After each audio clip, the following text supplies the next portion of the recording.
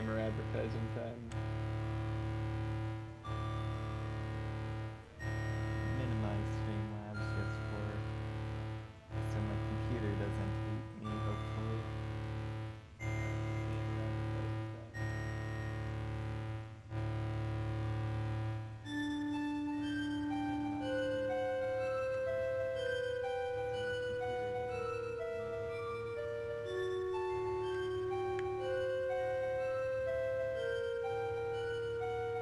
Okay.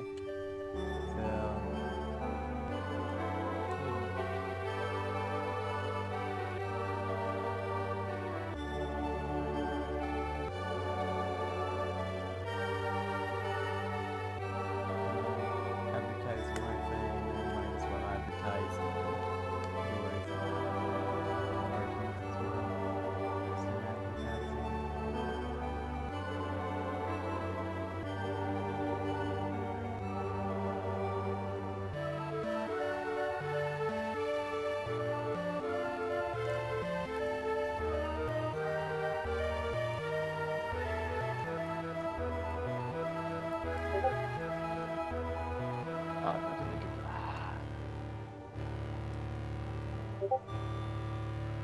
There we go. I put out a threatening advertising message as I did last time, but I forgot to put your Twitch channel in, so I did send that as a separate message.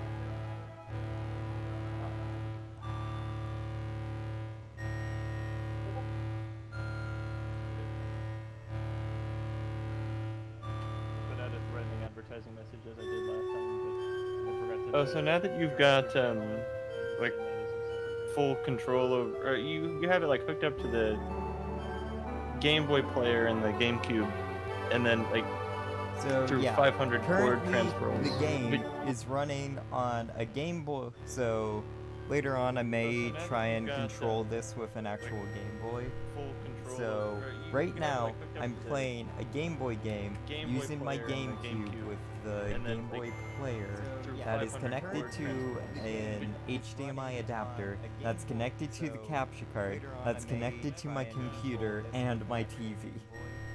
So right now, and all plugged into a capture card into streaming software to be shown to you. There's like 7 different steps that goes into this process.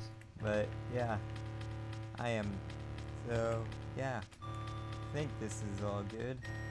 So I was thinking of like speedrunning on hard. Well, Adam, you decide, should I speedrun on normal or hard?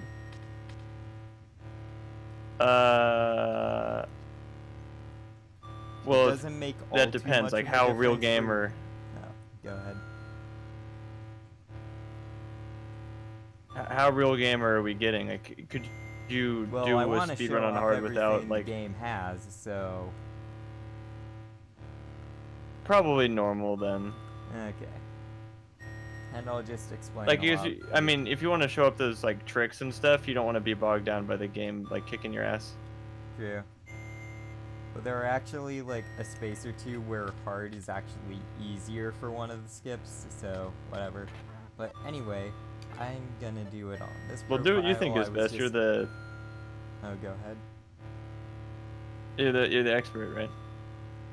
Yeah. Like, I just no, I was pretty much done. Yeah. But anyway, I'm just gonna do it on. Oh yeah, you can input a cheat code on like the start menus in order to unlock like time attack mode. Not sure why they hid that feature. But whatever. What? Yeah, you can Maybe they didn't want to put it code in. to unlock time attack for some reason. I saw it on a speed run and they just I wish that haven't- was in modern day games. So if you wanted to play the Halo like single player, you had to like type in the Konami code 7 times and shoot at a wall for an hour. But anyway, this probably won't be the most optimized speedrun. It's been a little bit since I did my last one, and I'm not using my usual controller, so I don't think I'll get under 2 hours, but who knows.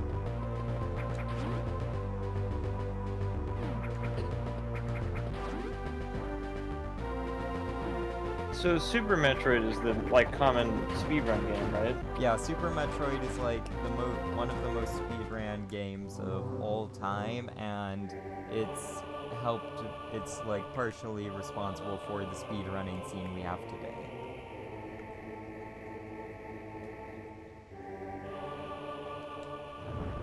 Damn. Yeah. So it's an important one. Yeah, but this isn't that one. This is Zero Mission. Right. I'm sure you'll have a lot to say about Super Metroid when that one comes up. Yeah. Is that the next one, or what's? So next up, because they don't number the Metroid games, do they? Yeah.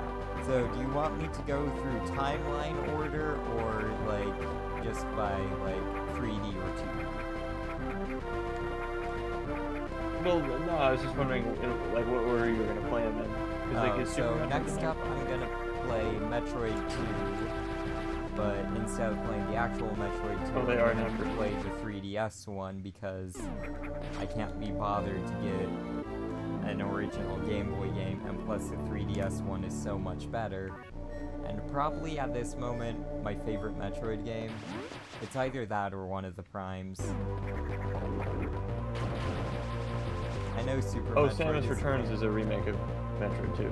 Yeah, so Metroid 2, or Metroid Return of Samus is a remake of Metroid 2 Samus Returns. Okay. So, and I believe, like, I think the story of Metroid 2 is probably the most important in all of Metroid, and I think it's my favorite.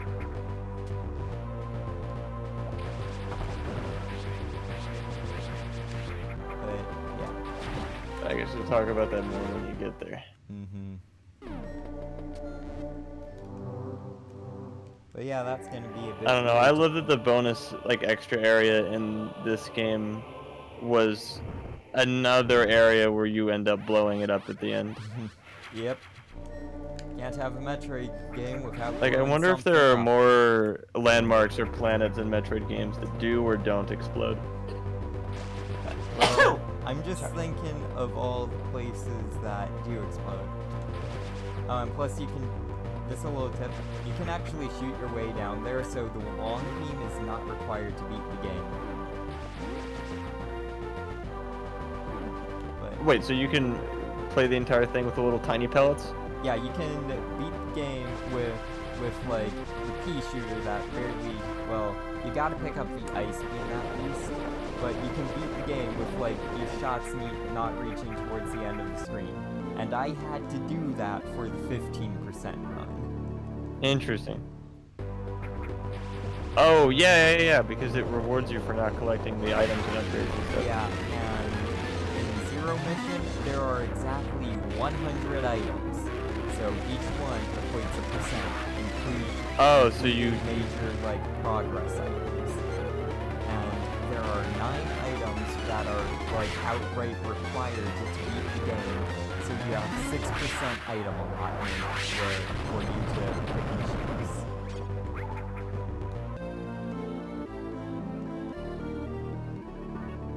Like, it's kind of nuts that 15%ing the game is harder than 100%ing the game. Yeah. Because 100%, you just gotta, like, go out of your way a little bit to find secrets and do whatever. But with freaking 15%, you're so limited in what you can do. Like, you saw my save file.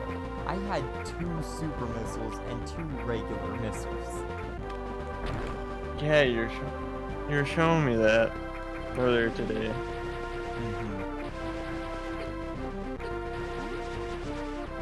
Don't even get me started on the final boss there.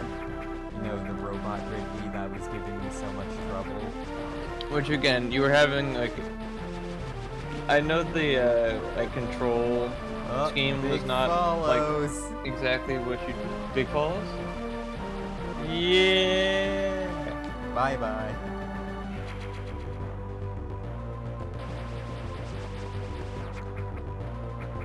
But anyway, yeah. think that, so normally as long as you don't have 100% of the items, you just kind of push over. Oh hey, Deca, thanks for the raid. I'm gonna be 100% in. Oh, very nice. Enough dumb stuff. And the chat messages are still glitched out. Not sure how to fix that.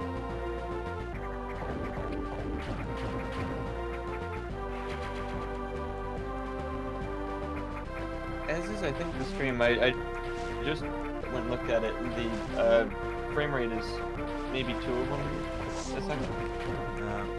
So the stream is, like, the Twitch stream is really laggy right now. Right, yeah. Okay, I thought that was just something on my I hope that's not just me. Yeah, because it's also showing mine. Or, yeah, it's really... I can do the thing I did before where I watched the, okay, like, the Twitch I feel like that may one, be and a I'm bit just kind of behind a little. I can on make my do with that. computer because I'm not running this on my high-end gaming PC. I'm running this on just, like, a MacBook. Yeah. So... I think it's too much for it to handle. Yeah. For the 3DS ones, it should be fine, but as for now,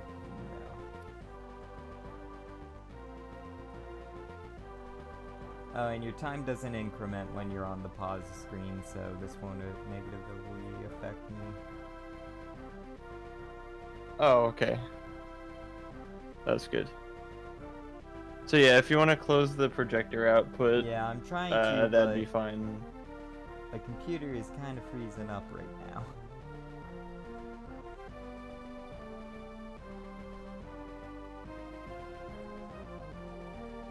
Whoop.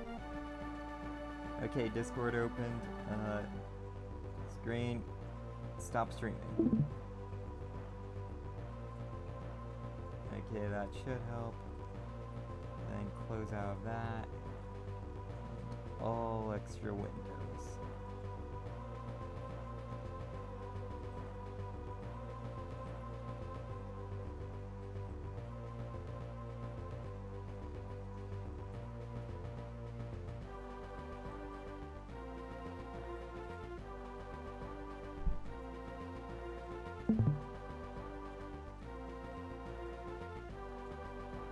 Okay. Oop.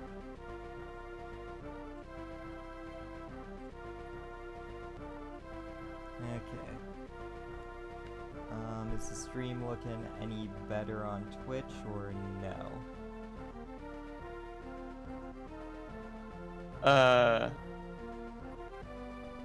I believe so. Still may be pretty chunky. I should probably just get a second monitor for my PC, but yeah.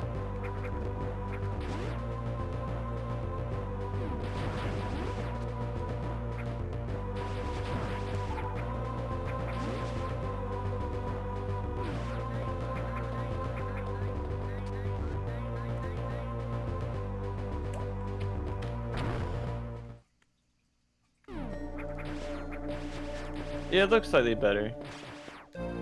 Still, yeah, chunky is, I guess, a good word for it. I think that's just because I'm streaming on a MacBook instead of my gaming PC, so... Oh yeah, that'll do it.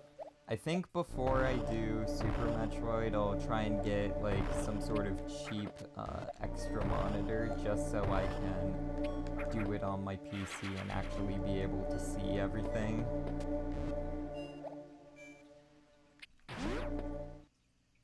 Then it'll help with streaming in and of itself, because you can just have chat on one monitor and everything else on the other. Or... yeah, I know what I said.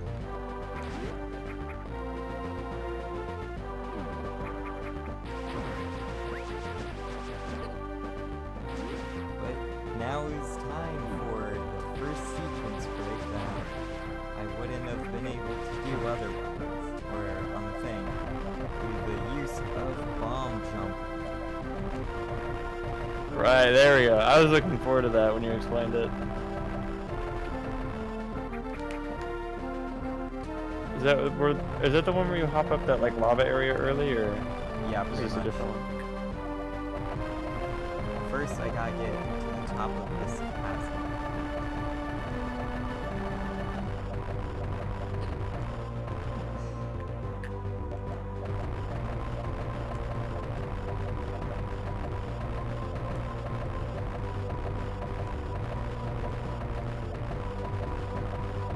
Well, it was more successful than before. Well, how far do you have to go up? Pretty far, and those little turtle guys are pretty annoying. Because the way you're supposed to do it is either get around the other way, or you ice beam these guys and use them as platforms.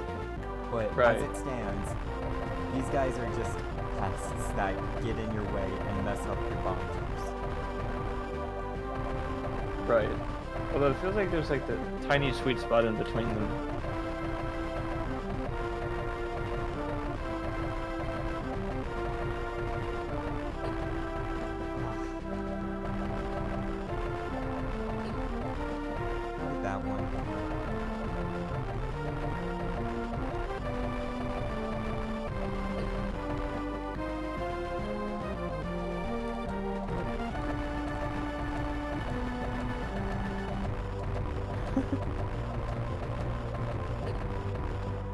So how much does this skip?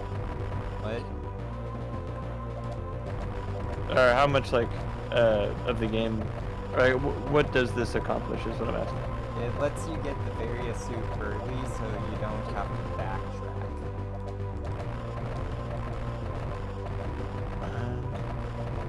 Because no matter what, to beat the game, you still gotta kill Ridley and Kraid, but this just makes it so doing that is a lot easier because you have extra defense and you get like immunity to lava, but not the spicy for some reason.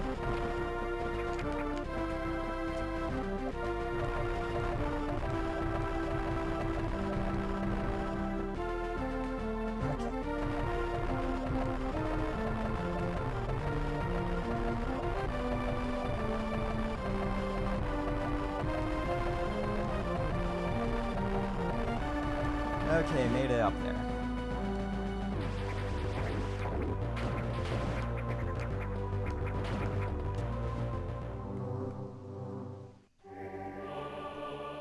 Yeah, that's the furthest oh, there you I'll go. have to bomb jump.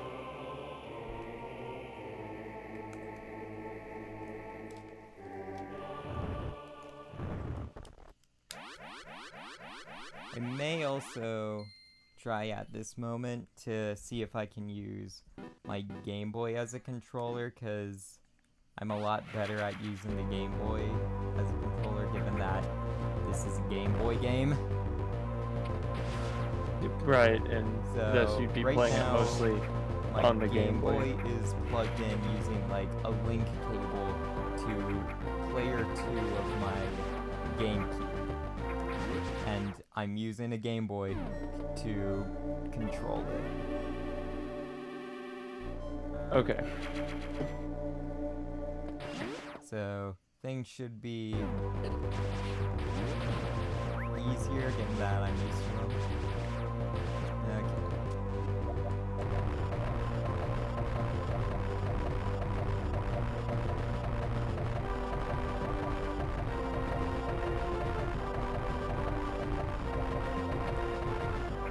Almost messed that up.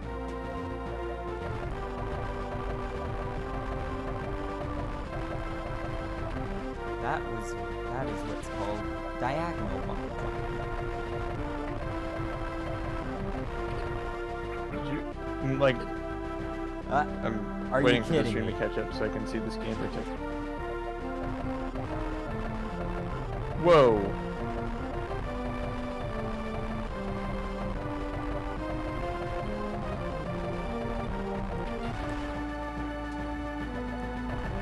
Like, what a change of pace from not being able to do it last time. Just like doing it and also moving, like, sideways. horizontally. There's also the horizontal bomb jump where you just move straight sideways, but I don't know how to do that, and I'm not gonna learn That sounds how, really hard. That's super hard.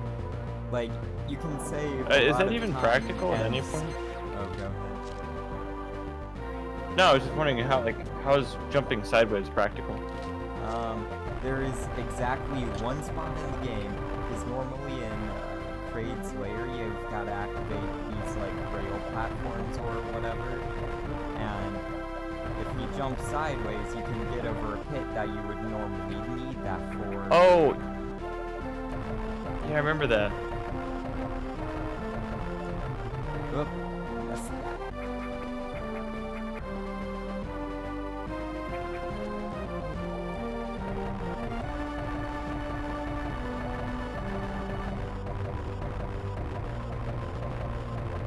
Nope. Well. Run through the lava and do all.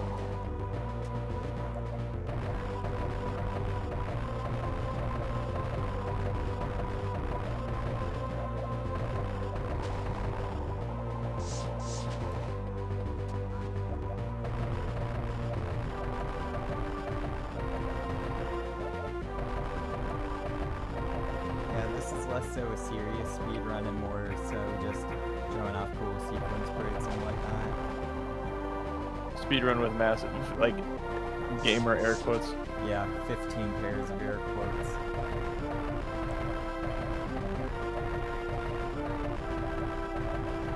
Wait, that sounds familiar. Grapefruit.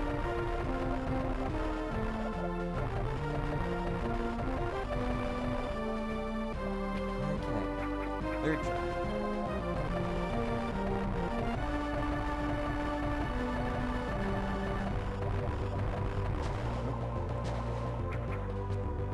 I didn't fully botch it, I just mostly botched it. And then I botched the jump. Great. I forget if I saved.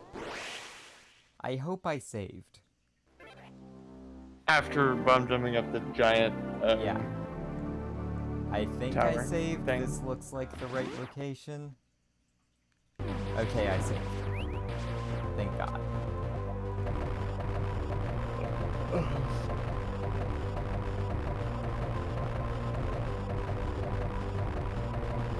Sorry if I'm not my usual energetic bouncing off the wall self. I went swimming today and I've got chlorine eye and chlorine brain. Makes sense.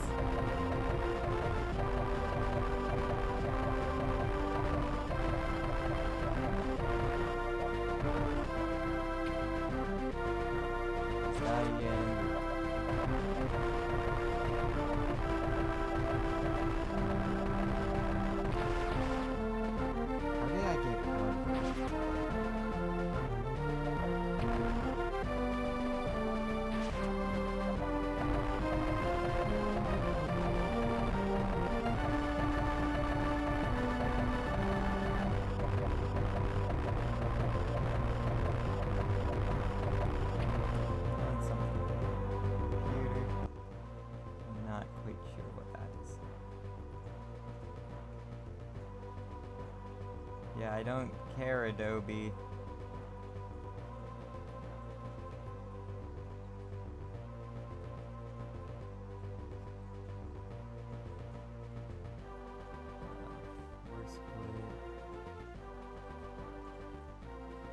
Well, that's not... I'm just gonna ignore that and hope it goes away. What's going on? Oh, it just pop up on my laptop that says that it's like from Adobe about like some error, and for whatever reason it doesn't show up in the force quit. So I can't quit out. Oh. Yep. Up and now it showed up full screen on top of every layer. I'm pressing quit, but it won't quit. So go in the corner. Deal with you later, after my computer stops trying to kill itself.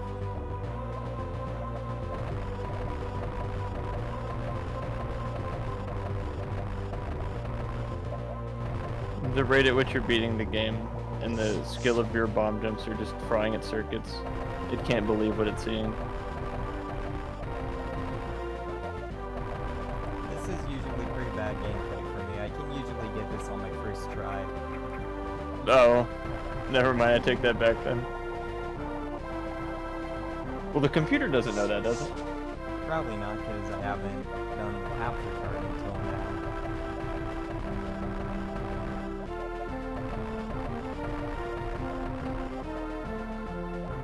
We do just kind of sew on extra appendages to computers, don't we?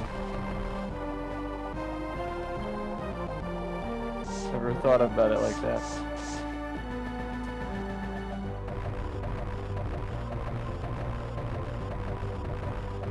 I know I can get this because I've done it so many times before, but I'm just choking. It may also be because I'm not playing it on the actual Game Boy, so there may be like some input lag with the HD TV, but I don't want to just blame lag for everything. Right. I mean, you certainly could before, considering the stark change in gameplay now. Like, that's less of a factor.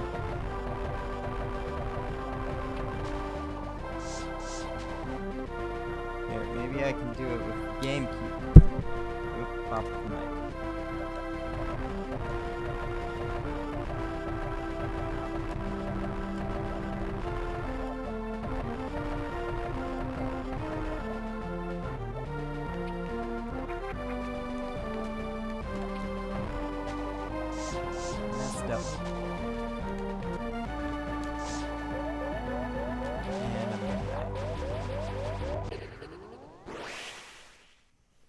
Whew.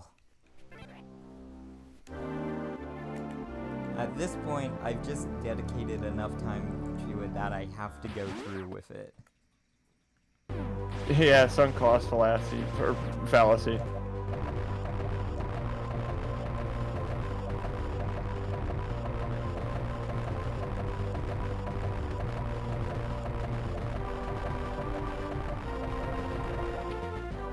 Plus, it doesn't affect my in-game time, because that just resets every time I die. Oh, that's true. I was worried about the 2-hour speedrun.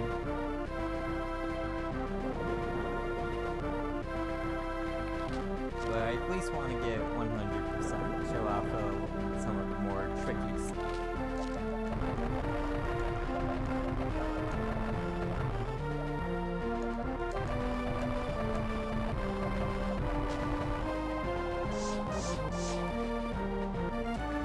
In full disclosure, unfortunately, I might have to impromptu leave. No, that's fine. It's because I told I'd help someone out with something tonight. Yeah. So whenever you need to, just head on out. Sure. I'd like to hang out for as much as possible because I really like these Metroid things. They're called streams, Adam. Come on, jeez. Need like a cup of coffee or something. I'm losing it. Oop, made it. Nice, I'll congratulate in 15 seconds when I see it.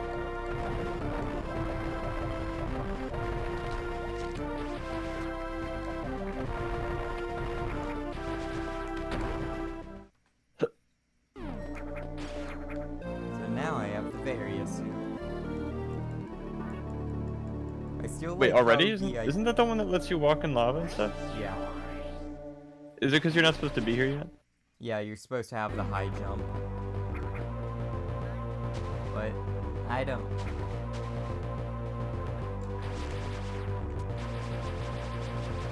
I still like the origin of the name. It's just a mistranslation of the word barrier. Oh, it is? Oh, yeah, tell me about that. Yeah, because barrier, kind of sounds similar.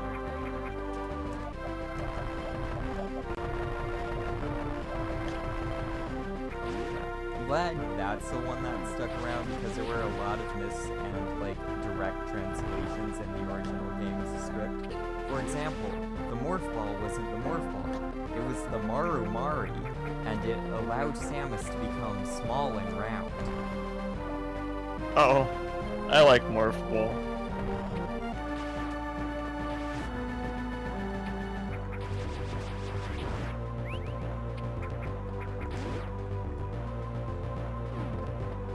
Okay, here's another dumb bomb jump. Have you noticed the theme with the speedrun skips? I am starting to, yeah. It's almost like gaining infinite height in a platformer is useful for skipping parts of the platform where that make you want to go up. But the upgrades make you go up. But now you can skip that because this thing makes you go up instead. It was a verbose overstating of the basic principle behind it.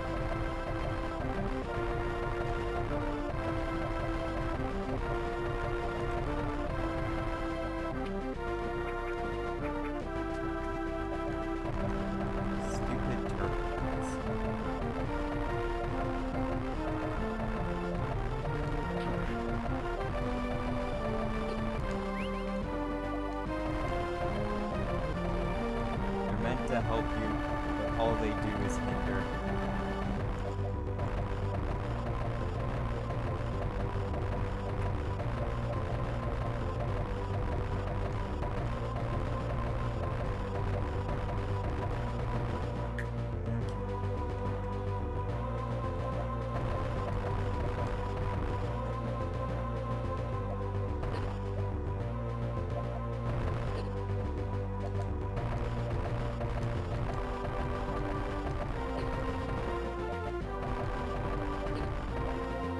Oh, that was way sooner than I thought. I have to get going.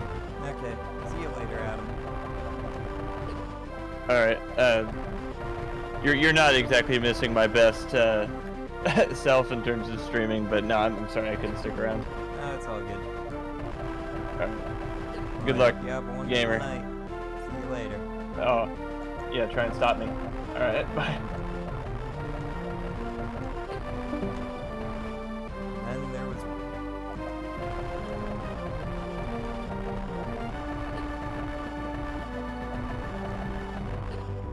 Guess I can chill out a bit more without pressure.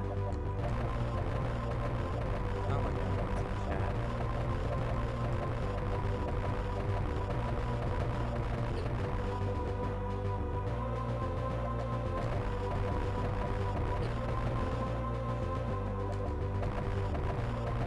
Hit this one.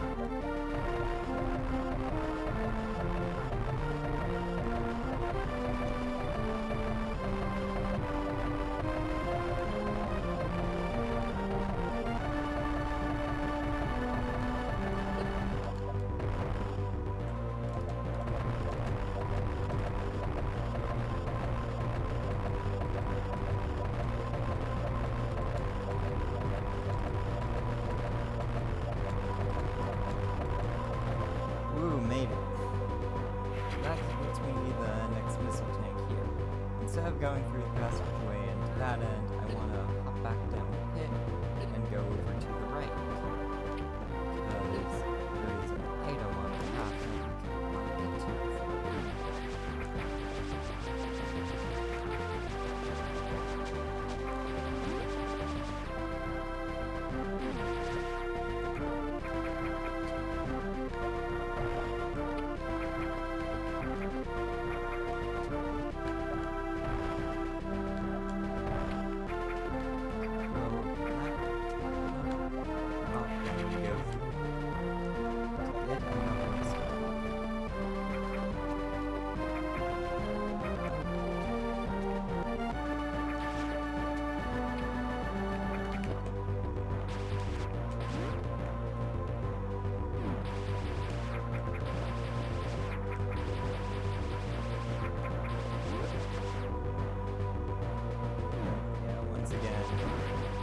for any chunky audio or video. Let me just try to do something now. Oop.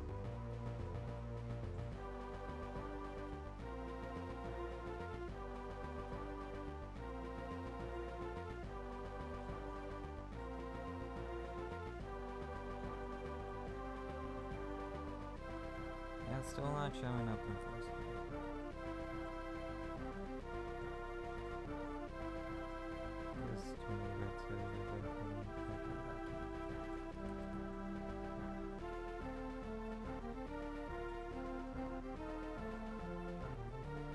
Yeah, whatever. Oh, hey, this one. Back on.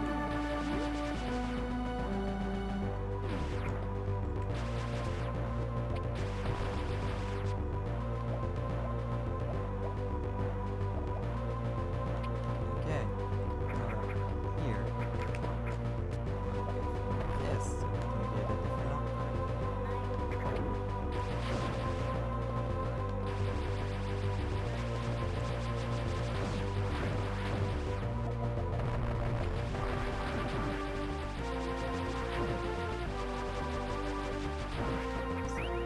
these guys from existence.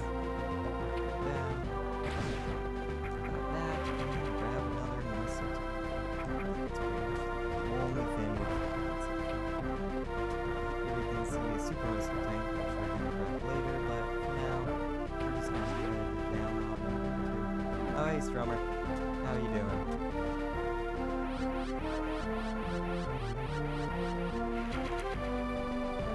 Earlier I had Adam on as a co-host, but then he had to go and help someone or something, which is totally fine, so doing it solo. How have you been, Strummer? Oh, and sorry for the chunky video and potentially audio. It's just because, like, with this, I'm streaming through a capture card on my laptop instead of my desktop, and my laptop is not good. Ooh, Brooklyn. That sounds pretty cool. Do anything cool or exciting there, or just up there for the day?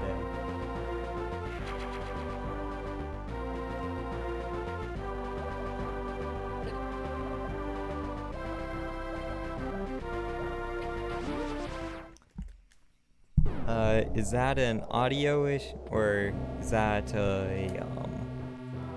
yeah, is that a quietness issue, or what's it called? Or just a lag issue?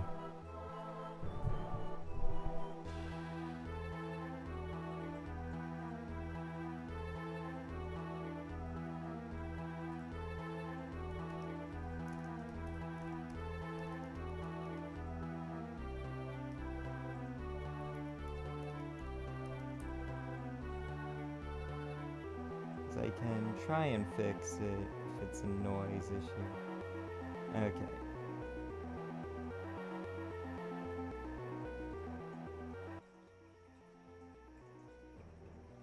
Yeah, Strummer, the lag is not your fault, it's completely my fault. And that's just because I'm just doing it on my laptop and not my PC, because I don't have a second monitor and I won't be able to see the game. But is at least the audio fine now?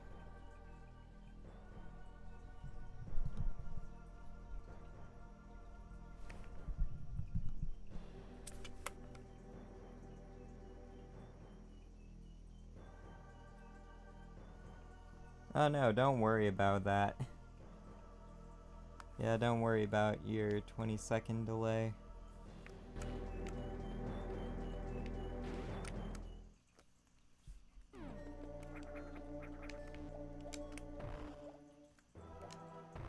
So yeah, once again, I'm just playing Zero Mission, but this time I'm gonna be getting 100% and doing some cool, and showing off some cool stuff about the game. Okay. Thanks for letting me know about that, Strummer. I wouldn't have known otherwise, and then, yeah.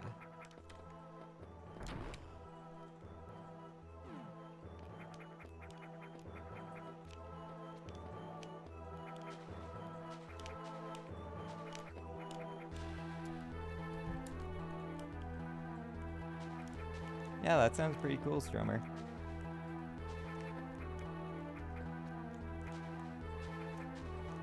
If I can just grab this missile tank, that'll be even cooler. There we go. Still gotta get used to, like, reading chat and playing game. Especially when I'm on my own. Oh yeah, your 16mm film projector. I think you talked about that before. How's that thing treating ya?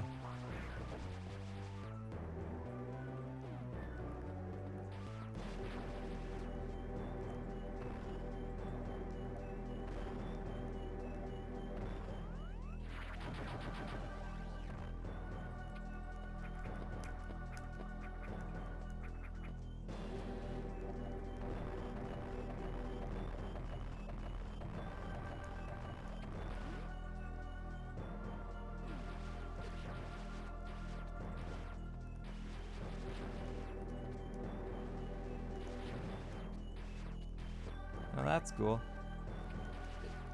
What do you think you're gonna be streaming? Some art stuff or whatever?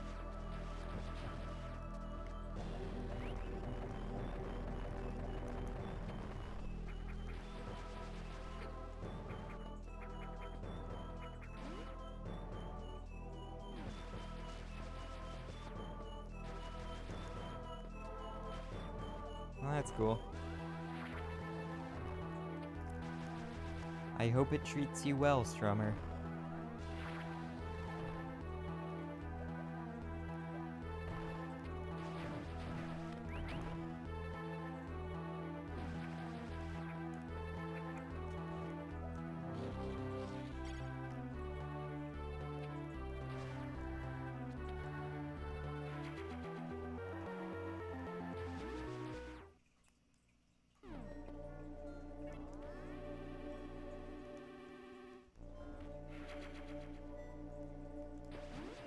Ooh, secret game. Sounds cool. I'll try to make it. I'm not sure if I'll actually be able to because... So next Tuesday, I'm assuming you mean next week Tuesday. Yeah, I'm not entirely sure if I'll be able to make it because that week is when school starts up for me and yeah, I'll still be adjusting and whatnot.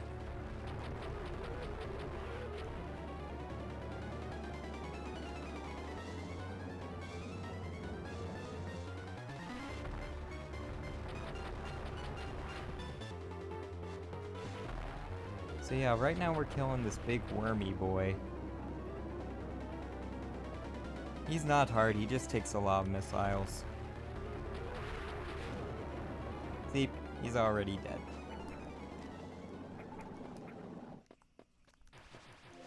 Cool.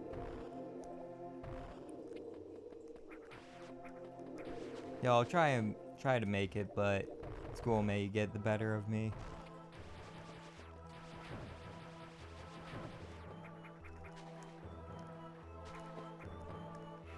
Lucky. Whoop. Control it. There we go. Nope, nope.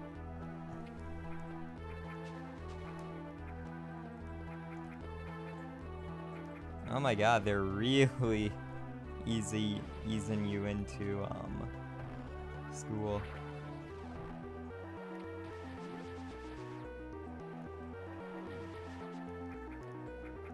Wait, a 5-day weekend? So that means you only go to school 2 days that week. My god.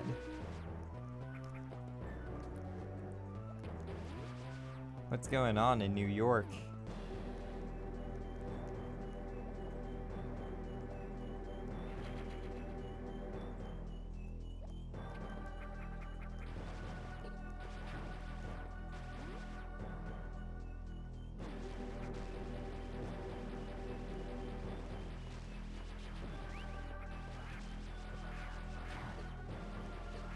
Okay, so late evening your time. that would be like, let's say 9 o'clock, or if you do it like 7:30 or 10. Yeah, it should be about midday or later in the day for me, so I think I'll be done with my school stuff by then, but I'll try to make it. And you can count on that. But yeah, no. I'm just trying to progress through Kraid. Up, and my controller died at just the wrong moment. Ah! Makes sense.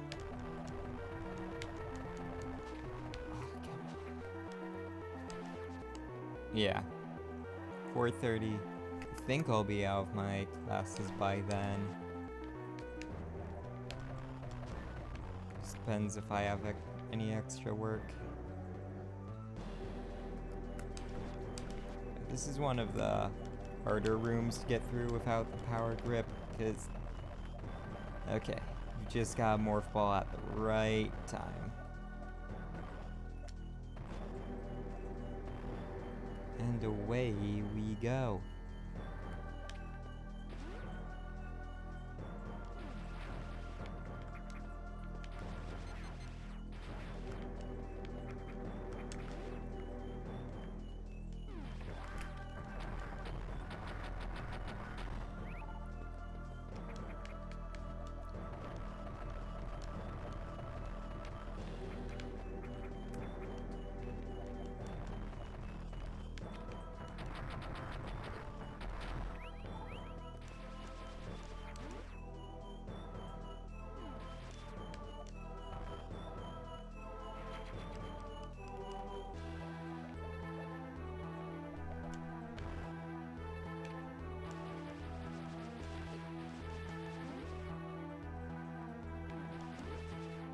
But yeah, thanks for showing up, Strummer. I was getting, I don't know, just talking to myself. Not very good at it. At least I don't think so.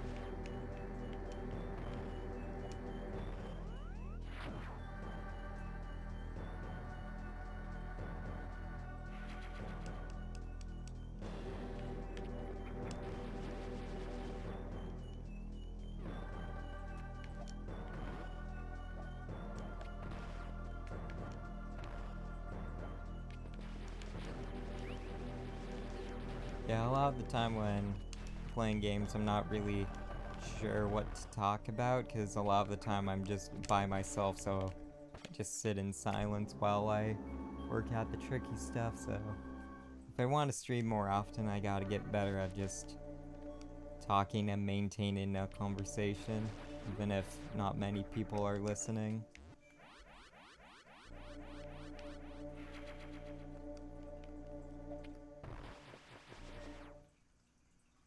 7 to 2.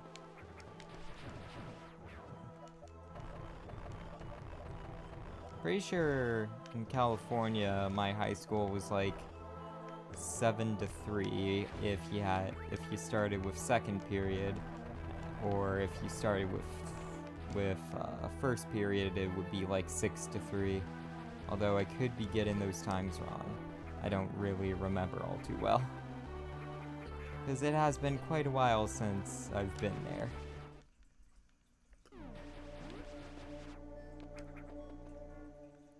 Yeah, sleep is important.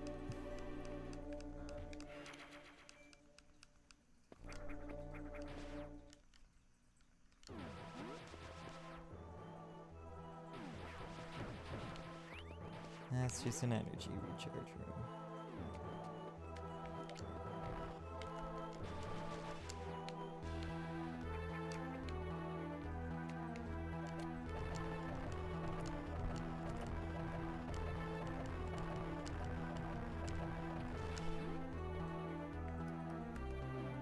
Okay, we're ready to tackle the first boss.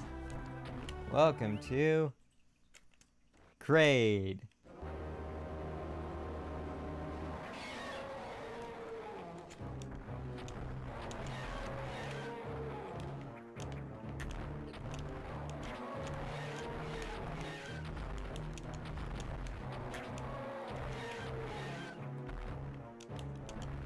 Great, you want to shoot him in the eyes, then shoot him in so he opens his mouth, and then shoot him in the mouth where he's vulnerable.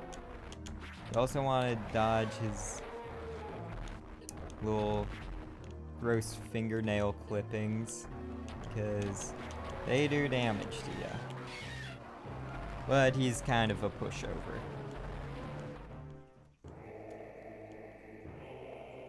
My god.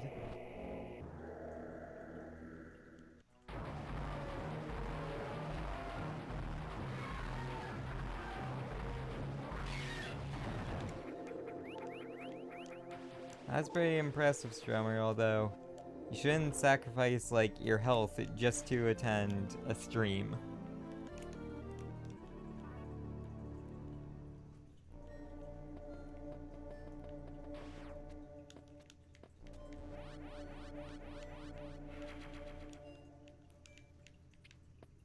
Because if you need that extra hour or two of sleep, get that extra hour or two of sleep. Why did I stop running?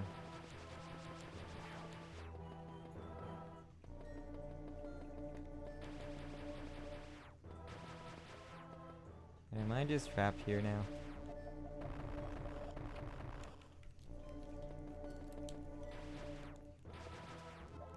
Oh wait, no I'm not. Dev's thought about that. There we go.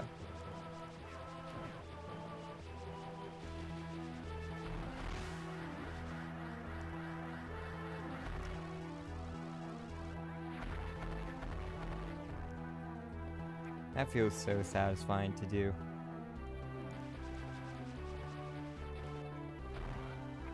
True. You said... Okay.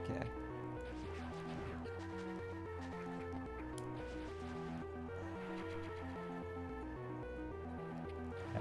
Sleep is important, especially for younger people and teenagers. I heavily recommend it. Sleep is good.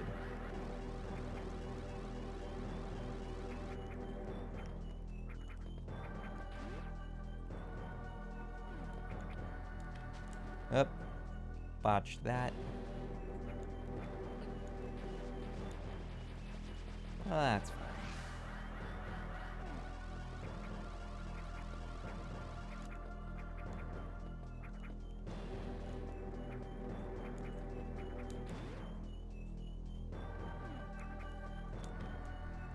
Okay. Now I've got to go through the hallway of death. The hallway of death has been dealt with using missiles.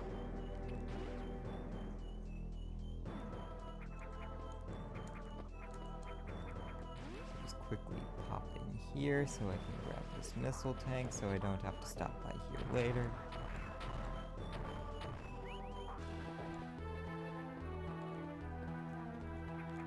Oh yeah, 'cause it's online before, now on campus.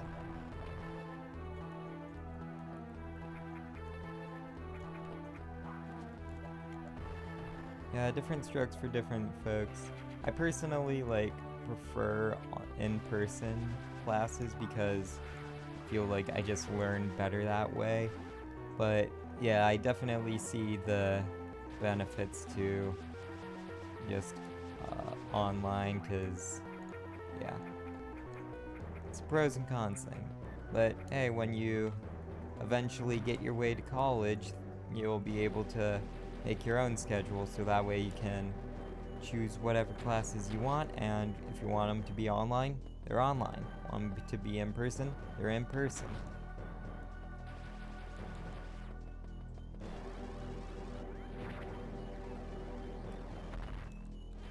Also during college, since a lot of the time you're taking like electives and whatnot and stuff that contributes to your major, you're more among like-minded individuals, so like you tend to get along with people with like fellow interests and whatnot.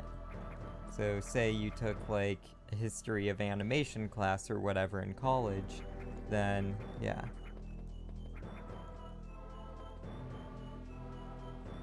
Uh,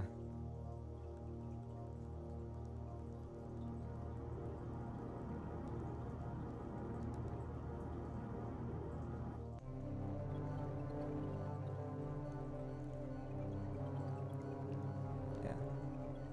The way you said it, that makes sense. I personally do not have ADHD, so I can never like truly know what it's like for someone to have it, but yeah.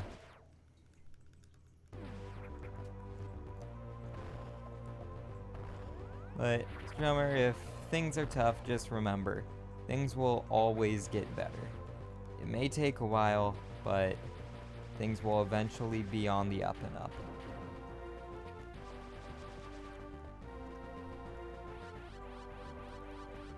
I know I'm not like one of much to talk about like things being bad, because I've had a pretty privileged upbringing. Like, well, my parents are still together. They've given me like a lot of freedom as like a kid to like make my own mistakes and my own decisions and whatnot. But yeah, and I don't really have like ADHD or like a lot of anxiety or whatnot, but yeah. But things will get better if you're in a rough patch right now. And just remember, there are always people out there who like care and support you.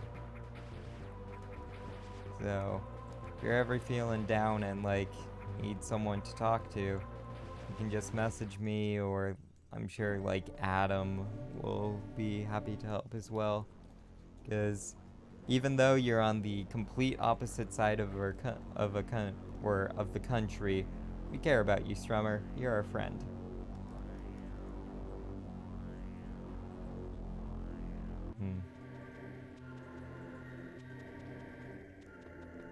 But yeah, if you ever need to open up about anything or just to vent, I'm always open.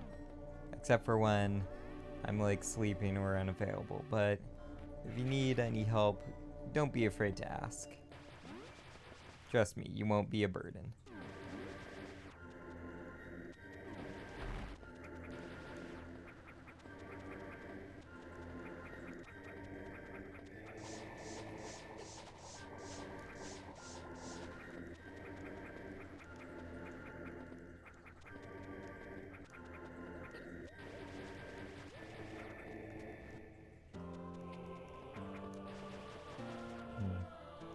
Yeah, that sounds pretty tough, having Asperger's, ADHD, and being bipolar.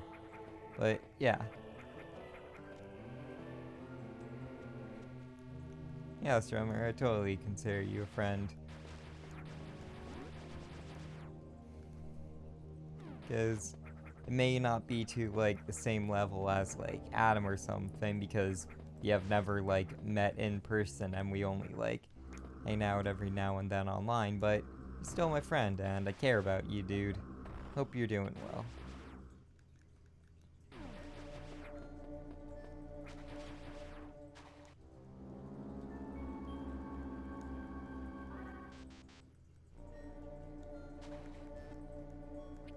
And we're about to do one of my favorite sequence breaky skips in the game.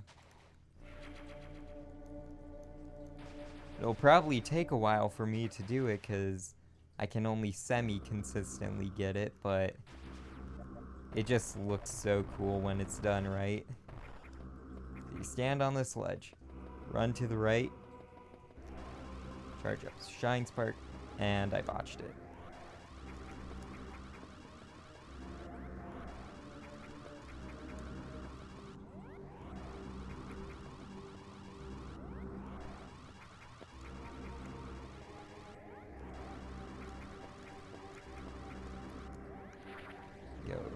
left here.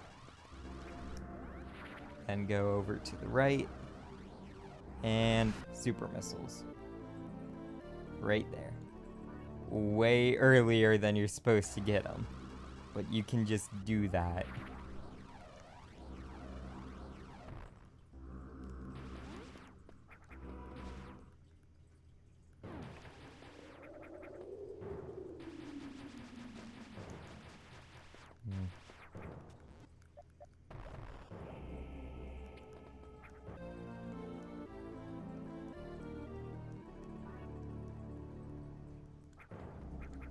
Yeah, sorry to hear that, like, you've potentially, like, we've gotten beat up or bullied or whatnot. But hey. Yeah, I guess COVID is good for, like, one thing. Just, like, bringing everyone down to, like, equal footing and whatnot. Thanks, Romer. Yeah, that was actually a lot quicker than some of my attempts. I've only gotten it, like, first try once or twice. I remember practicing that earlier just so I could try and do it well while on stream.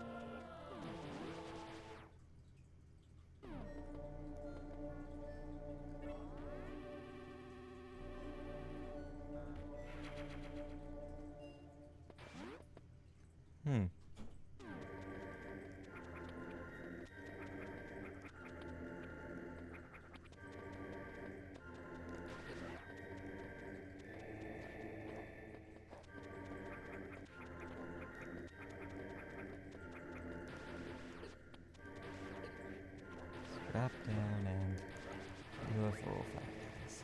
One step.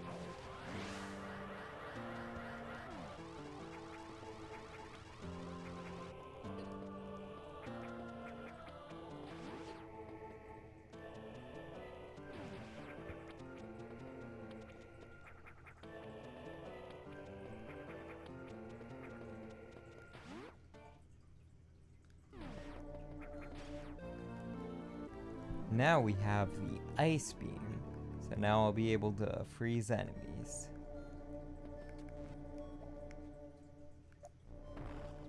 Through these blocks and boom. Now I shouldn't have to rely on bomb jumping nearly as much. Especially now that I have the ice beam and the power grip.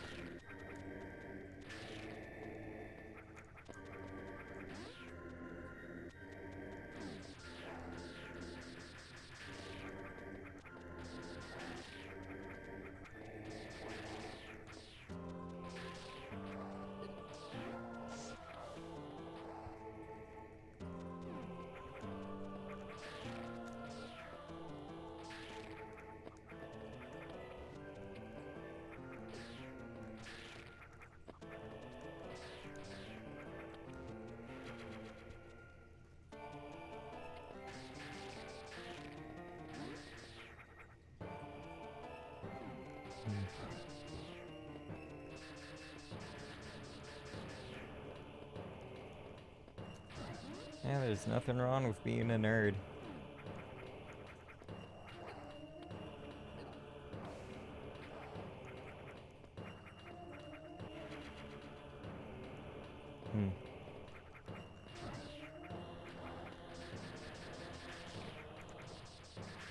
Yeah, however you get through school, just hope you can get through it, because what year of high school are you in? Like, are you a sophomore or a junior? Or...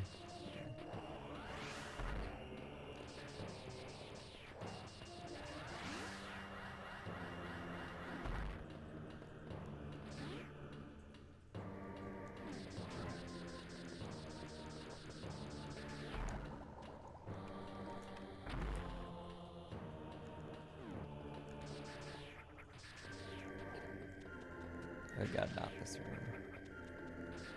Haven't practiced this room in a while.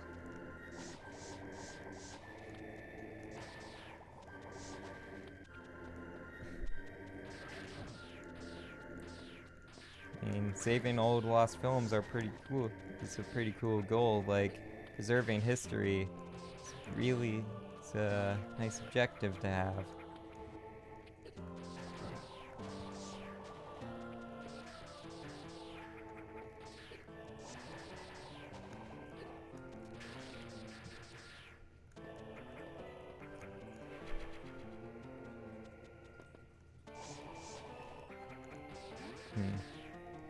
So the class above you does not like you all too much. No, that's rough.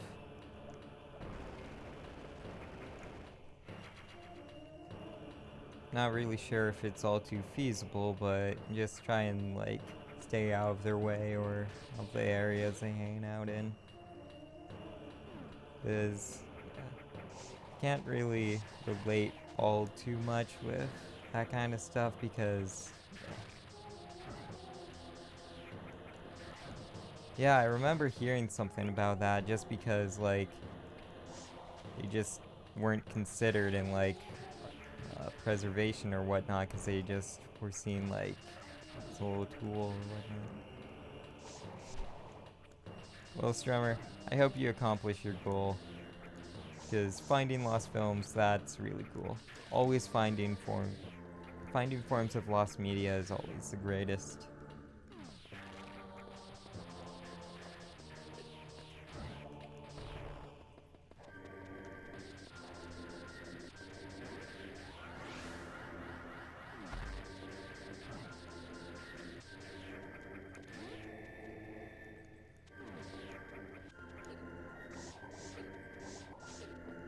Please don't kill me. Thank you.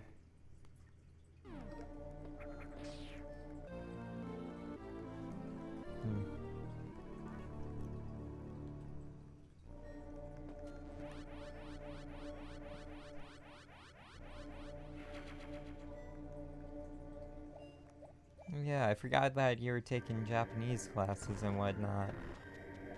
Yeah, during my high school career, all 4 years, I decided to take French because it was one of the two language classes offered.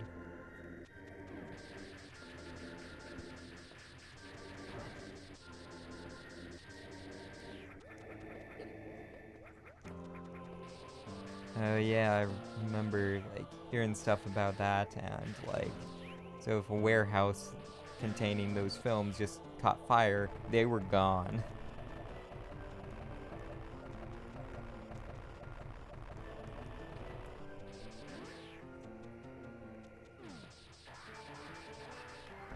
Yeah. That was... yeah, just hearing about that just sucks because all that history is gone. Yeah, half before 1932 is lost. That blows.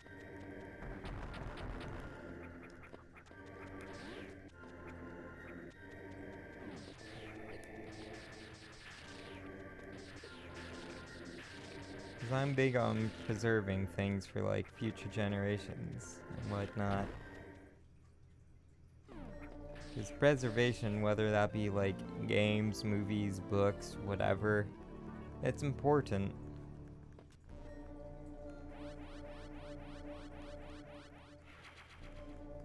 Oh, and yeah, we just got the screw attack a lot earlier than we should have because the devs just put missile blocks there. So if you know what you're doing, you can get the screw attack way earlier. And why did I almost pass up that missile tank?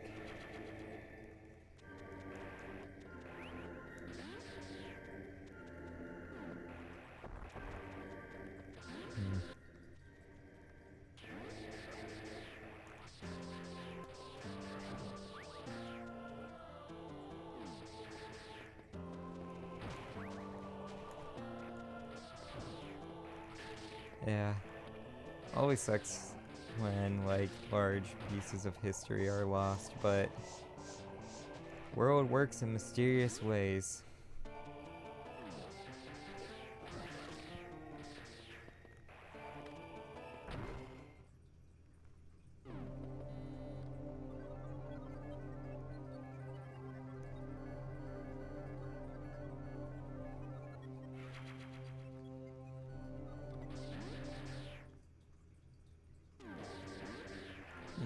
That's pretty cool.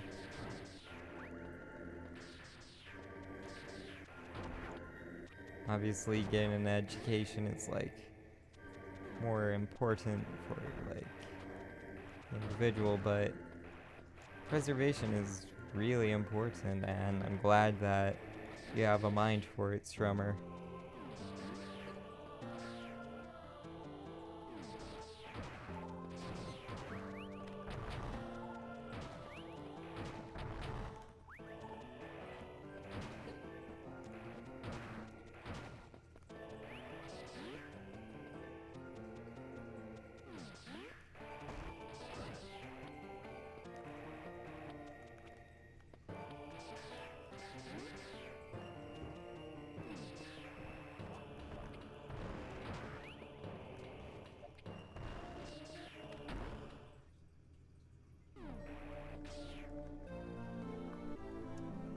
Now we have the wave beam, so we can shoot through walls. Not sure how, made up of energy, waves can pass through solid objects. I'm not sure if that's how it works.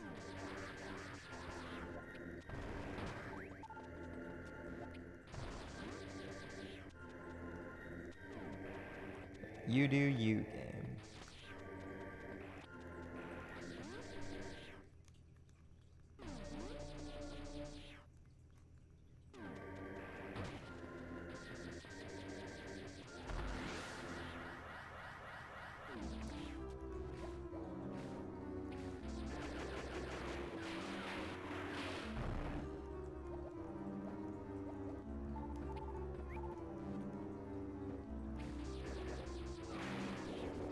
Yeah, I forgot about you.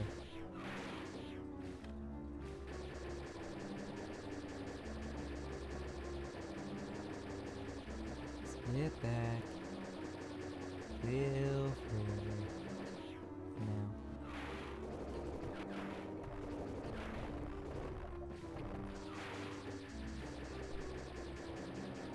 Normally don't suck at this, but today I am maximum suckage.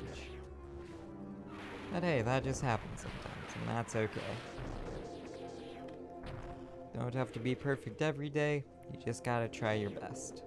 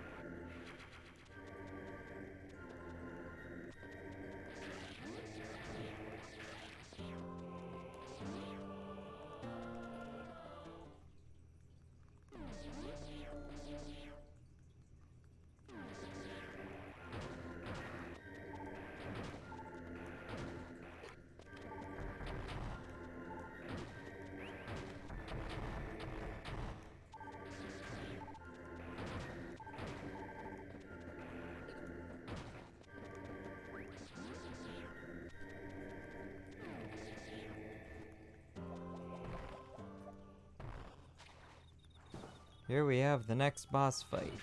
I actually remember the name of this one, I believe. I believe this one is called the Cocooned Wasp.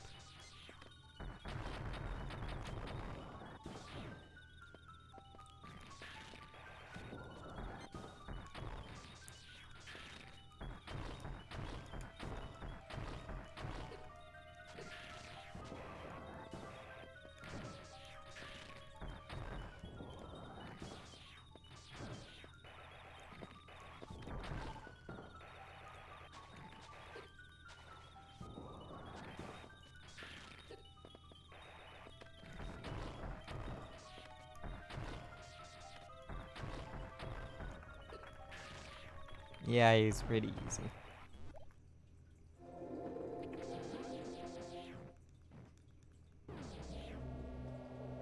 That allows us to delve into Ridley.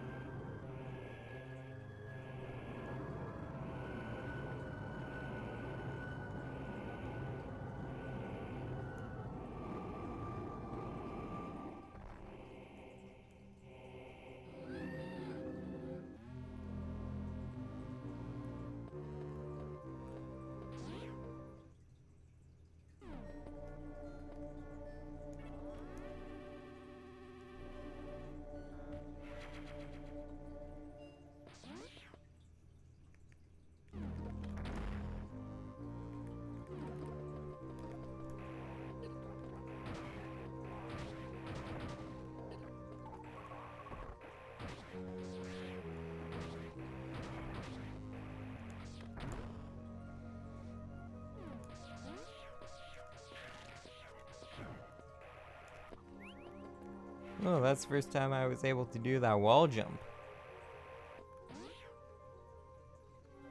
Pretty smooth. I always forget the floor there is destructible, so I always end up just hurting myself. I believe yeah, that's just a save room.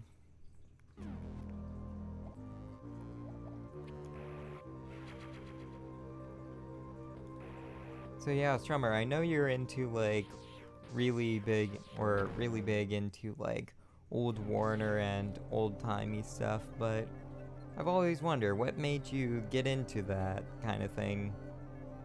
Like, where did you find your passion for it?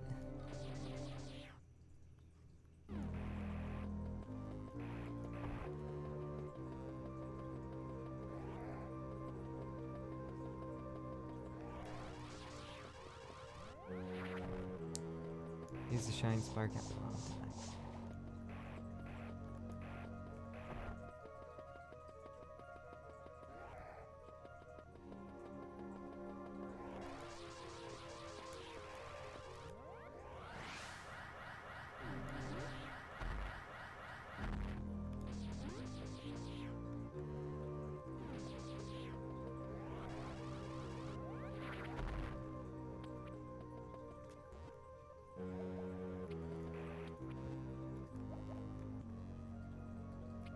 Oh, your passion for like all the old like old-timey like Warner and Mickey Mouse and whatnot. Just like the classics from like the 50s and whatnot. How'd you find your passion for like old-timey film and animation?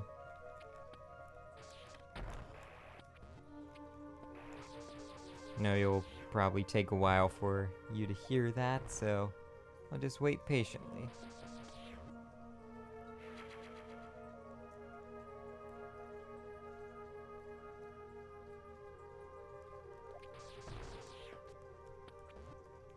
Okay, gotta be prepared to shoot up. Hoop.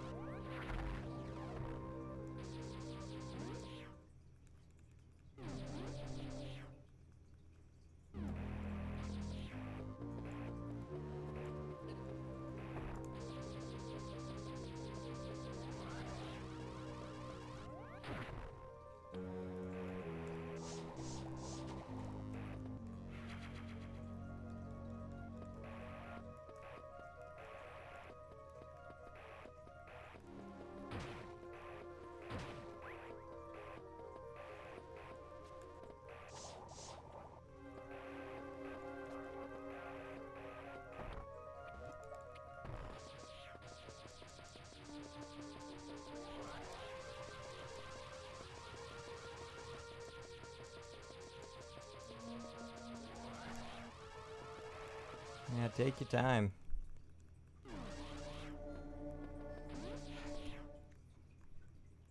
Actually, Actually, I probably should have saved because this next bit is pretty tricky.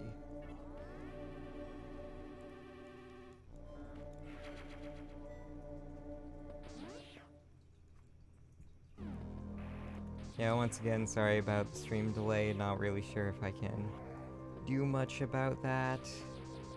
For in the future, it'll be a whole lot better, hopefully. I really need to get a second monitor. Because if I had that, all of these problems would be resolved.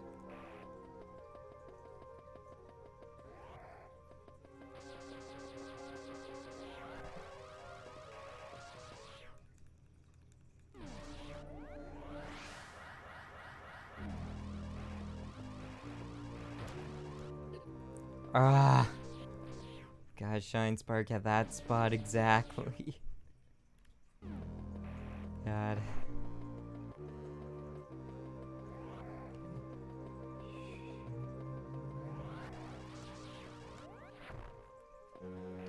Let it go there.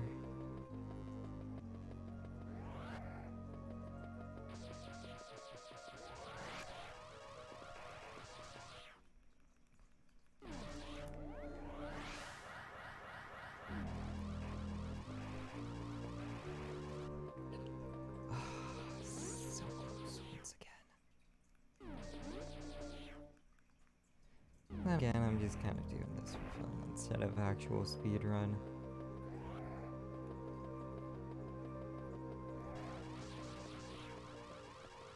Yeah, that's not gonna work.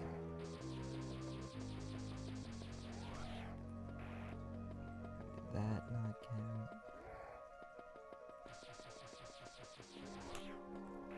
Let's get that not count. Left. Enough space.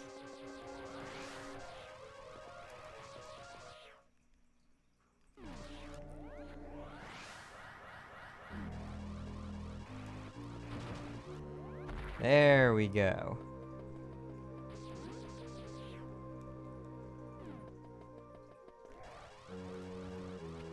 This is one of the hardest rooms in the game for just collecting an item.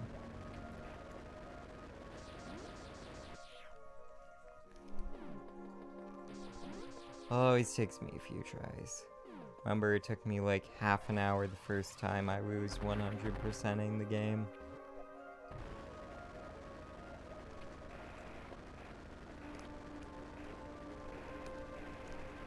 Nope. Ah, so close.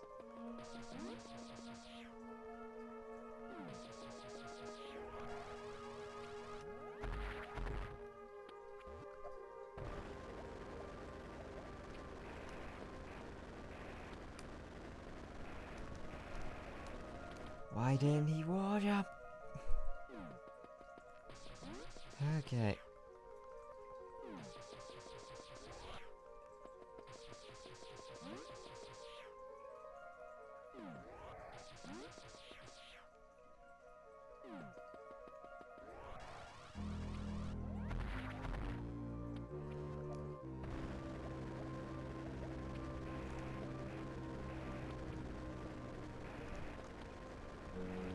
There we go, finally got it.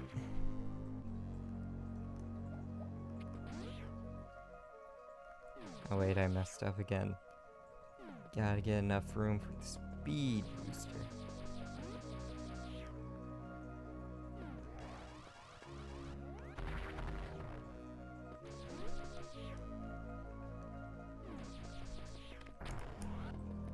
Dang it.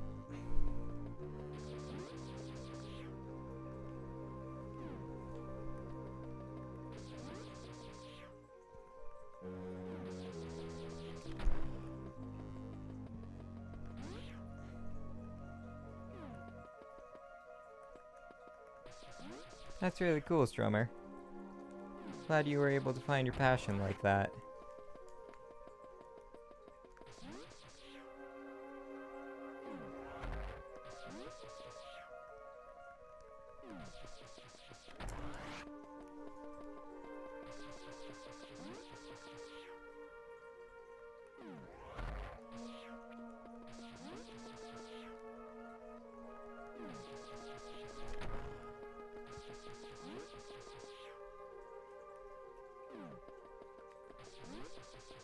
That's really cool, Strummer.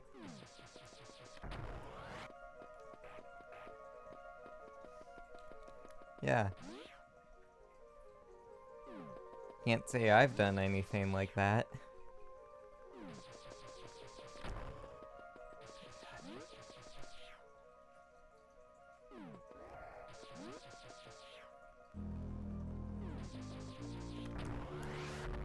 There we go, finally.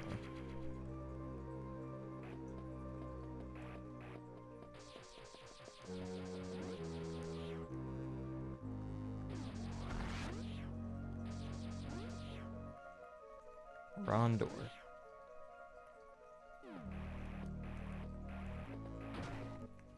Let's make sure. I think I've got it.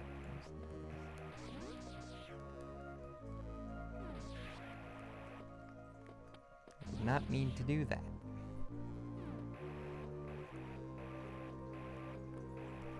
This run is so scuffed. Oh well, that's just part of the fun of it.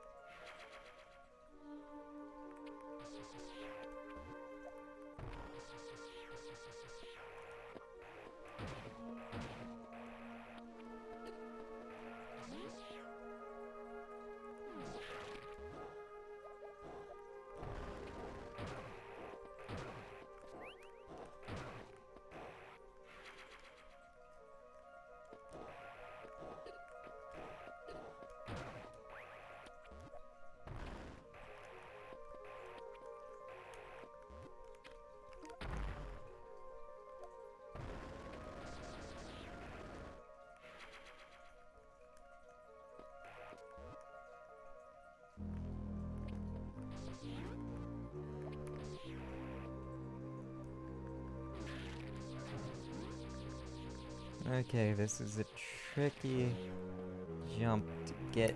Whoop. And I botched it. Might as well save.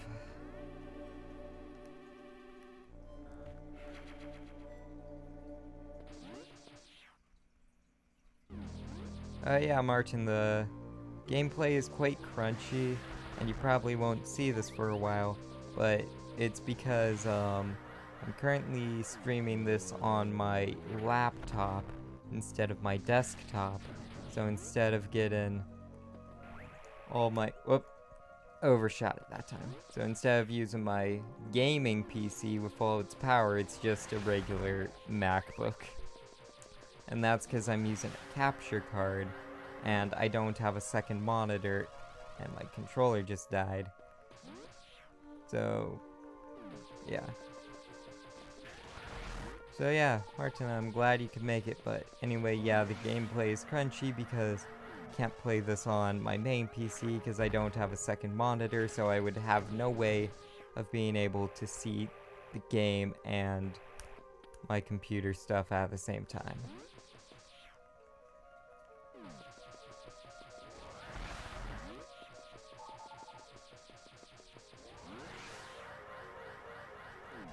It's also really really delayed if you haven't noticed. But I'm guessing you would have, considering how long it would take me to respond to that. I'm not even sure why I specified it in the first place, but whatever.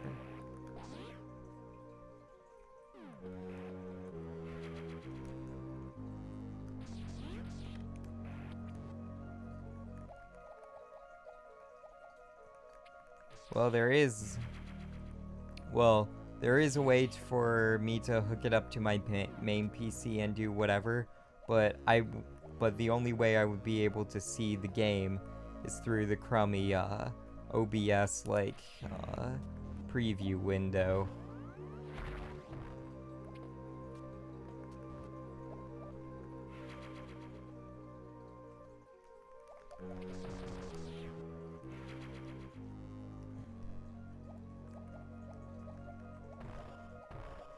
Because, yeah.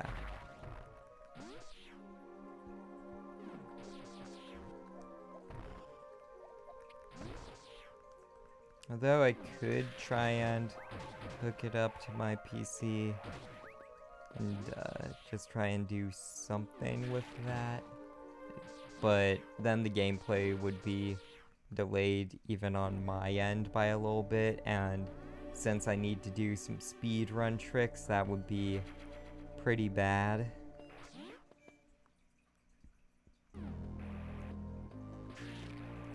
So, once again, sorry about the crummy stuff.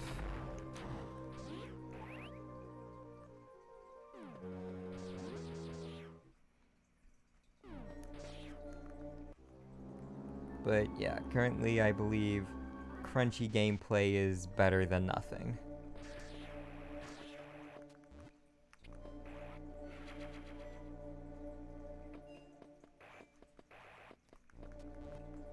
So, by the next stream I should have this figured out, and by the next time I'm using my capture card, I'll try and get a second monitor, but yeah. Oh, the OBS window thing? Okay, so the stream isn't as delayed as I thought.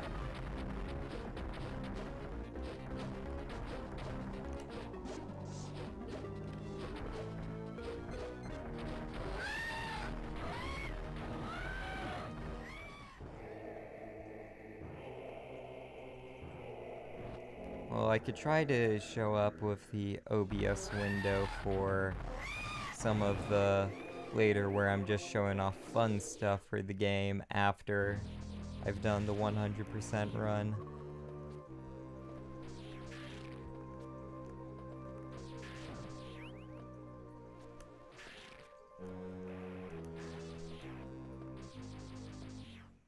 But yeah, I'm just dedicated to doing it this way. And plus, Martin, is the crunchy gameplay that bad or unbearable?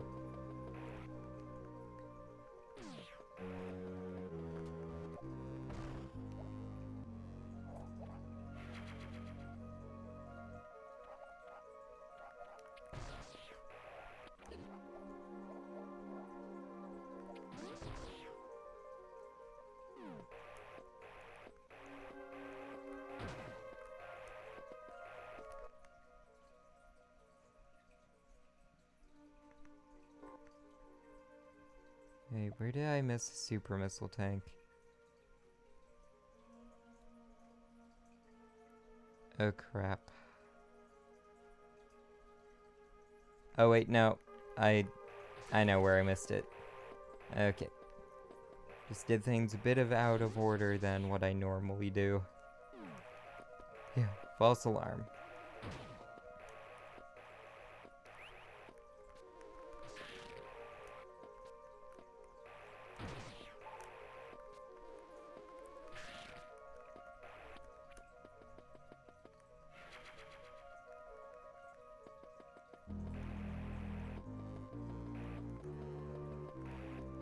But yeah, thanks for suggesting stuff, Martin.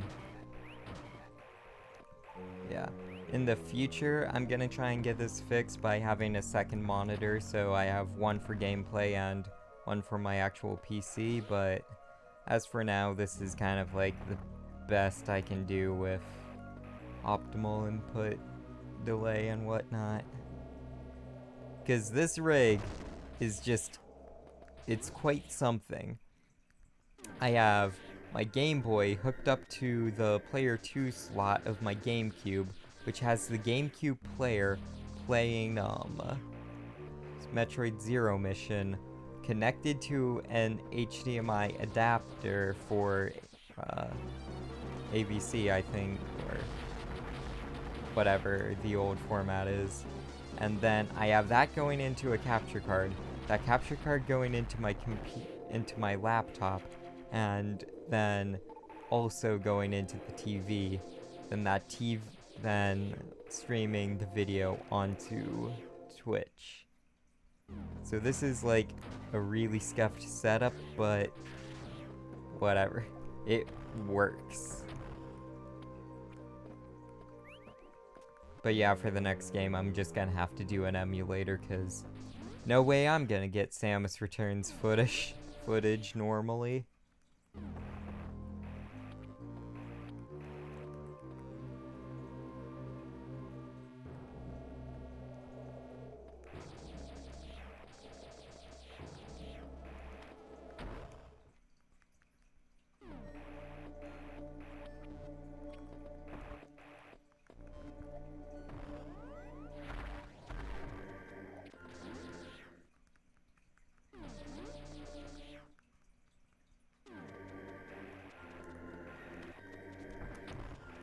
There's this secret in this wall where it takes you to a little passageway where if you wall jump correctly, it takes you all the way up Norfair, from the very bottom to the very top.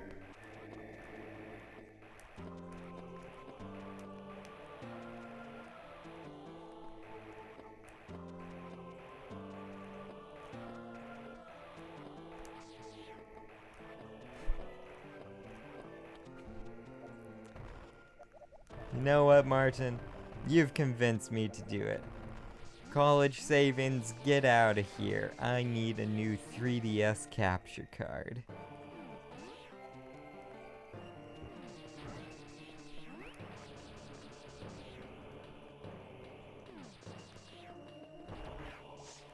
Dang.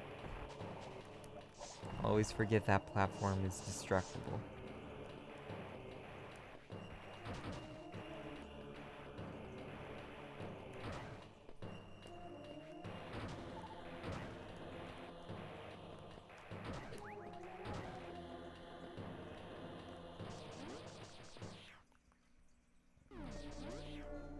But yeah, Martin, if you so wish, I know you're, yeah, capture card for a Long Dead system.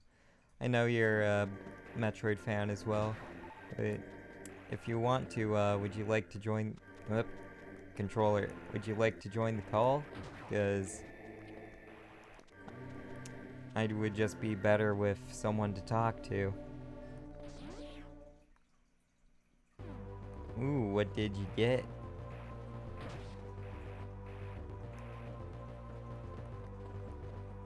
Oh, you got a Minty Clover sub.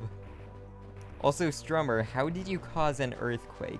Unless you were the baby or the baby that was revealed by that like one family in freaking like New Hampshire or whatever. Okay. If you've already joined the Discord, I believe you should have like enough permissions in order to join the full thing. Because I believe you're already in here. Whoop. Computer's lagging. So yeah, if you want to, feel free to join the stream call, or, yeah. Why, hello there. Hi. Sorry, it's just I was waiting for the delay to catch up to like get in the A-OK. Yeah. Sorry No, about not streaming the game on Discord. It just causes my computer to lag even further. Yeah, I'll just watch the stream. So I mean, there will be a little bit of delay, but no, I wouldn't say I'm entire. I don't think I have the right to call myself a Metroid fan just because I've only really played Super Metroid and Samus Returns. Did you like those?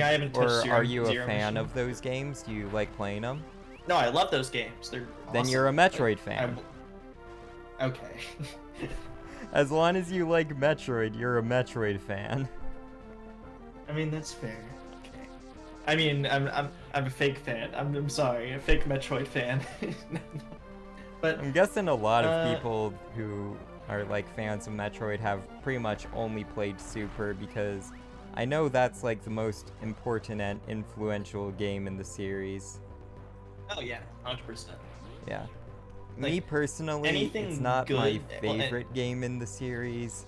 I have like some problems with it, but I think currently my favorite is Samus Returns, and hopefully Dread when that comes out, because, oh man, frickin' Dread. That I game's... think my only problem with Samus Returns is I could just never get used to, like, how you'd use the C stick, or like, I don't know what else to call it, right? Like the little 3DS nub, Ah. right?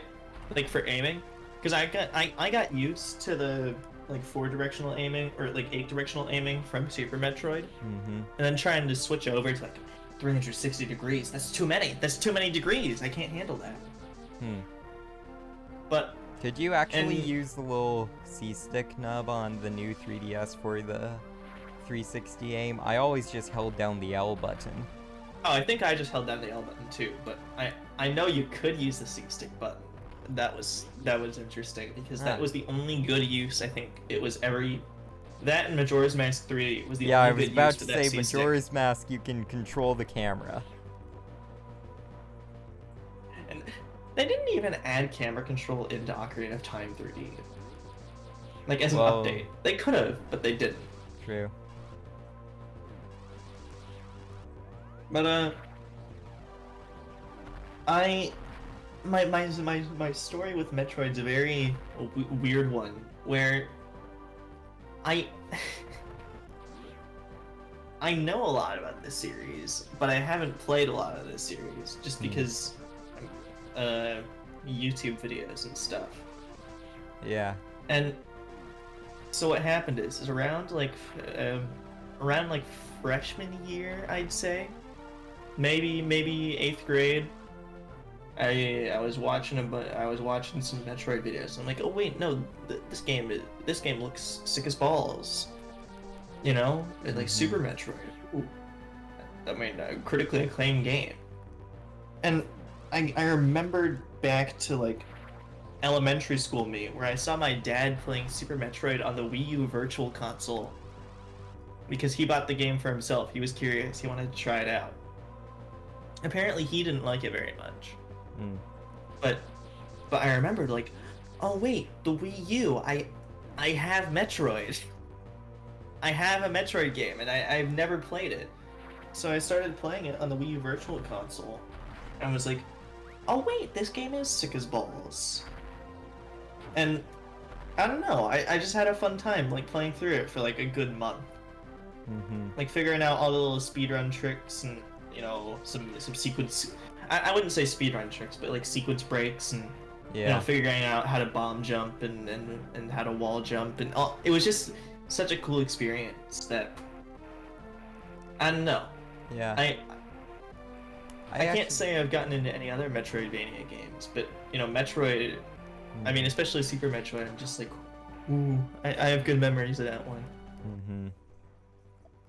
Yeah, I have an longish history with Metroid, because like, so growing up, like as a kid, my first console was the GameCube, and I believe we got our first GameCube in like New Hampshire when I still lived in there, and I was really young, and I remember like my dad just got this game to play, and it was Metroid Prime, because I think it went on like sale for being like bestseller or whatever, so they reduced the price. And I remember me and my brother would always try playing it, like without getting caught, because mom didn't want us playing it because it's a first-person scary shooter. game for adults. And yeah, but anyway, like me and my brother would always try and play it, but we could never get past the first area. And then like that would be sporadically on and off for quite a long time. And then eventually I got later on I got Super Metroid on the on like the Wii U Virtual Console, because I heard good things about it. And then I always got trapped in this one room because I didn't know there was a run button. Oh, I think I know what room you're talking about. Yeah, I believe in the speedrunning scene, it's called like the noob trap or whatever. And I was a full-on noob, and I fell victim to it. So then Yeah, eventually, I'm like sure you can go into years more later, detail when you actually play Super Metroid. yeah. But like, oh, sorry, did I interrupt something? Yeah, but anyway, years later, I decided to sit down just like, you know what? I'm gonna play through Metroid Prime. I'm gonna get through it. And then I did. And then I moved on to Super Metroid because that was the other one I had. And then I just kept on getting all the new game or all the other games and just falling in love with them. Yeah, I just don't think I had like a good chance to ever play the Game Boy games because Well, they're both I on mean, Wii U VC. yeah, I just never bought them because like I don't know. I think it was like around that time the Wii U was dying, and I was like, oh wait, I have the Switch. I'm never touching this piece of junk again. Even though I still have my Wii U like hooked up to my capture card. Yeah, I still have my Wii U plugged in along my various other things. Because I don't have a regular Wii anymore. The disc or the laser broke, so it couldn't read discs. So Oh yeah, we you could just just use your replaced Wii it and with a Wiimote. Wii U because that was out around there, and we figured, hey, why not get the new thing instead of another old Wii? That's fair. I mean, I don't know. I still have a soft spot for the Wii U. I like it. Mm-hmm. Uh, it's just the Switch has kind of replaced it in Yeah. most aspects, at least Switch to me. is pretty good. The virtual No, but the Wii U console is a and portable playing past system. games, however, not very good because, like, the Wii U and 3DS eShops, like, with all the past stuff, like, the Wii U had DS games on its eShop because of, like, because of the second screen. Yeah, Like, that's how I attempted to play through Partners in Time. mm-hmm. Through Yeah, the that's how I through the played Wii through U DS Phantom emulation. Hourglass. I don't think it worked very well. Yeah, I was kind of It, scuffed, but it was really the best they could really do. yeah, I'm just surprised because, like, actually looking at the DS emulator that's like on the PC, I feel like they could have just had like a few more configurations that were just similar to like DSMU, you know? Desmume, yeah. Yeah, I don't know how to pronounce it, but I just call it like Desmume. we're just like, oh, bottom screen, big screen, top screen, small screen. Then, oh, top screen, big screen, bottom screen, small screen. You know? Yeah. Like, that just because it wasn't a feature, really, on the Wii U, on the Wii U emulation. Well, you could configure, like, the screens. I know you could do that. Yeah, but all the templates were really weird and not conducive to any game, really.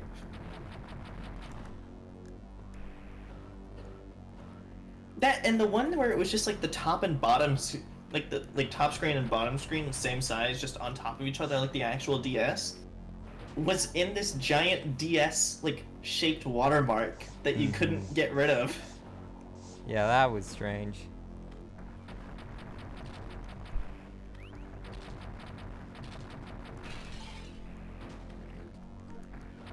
But yeah, I'm mostly in the know about a lot of Metroid stuff. I mean, I'm sure there's some obscure things, just like, oh, I didn't know that. Like I don't know the placement of every single item. Yeah. And that's crazy.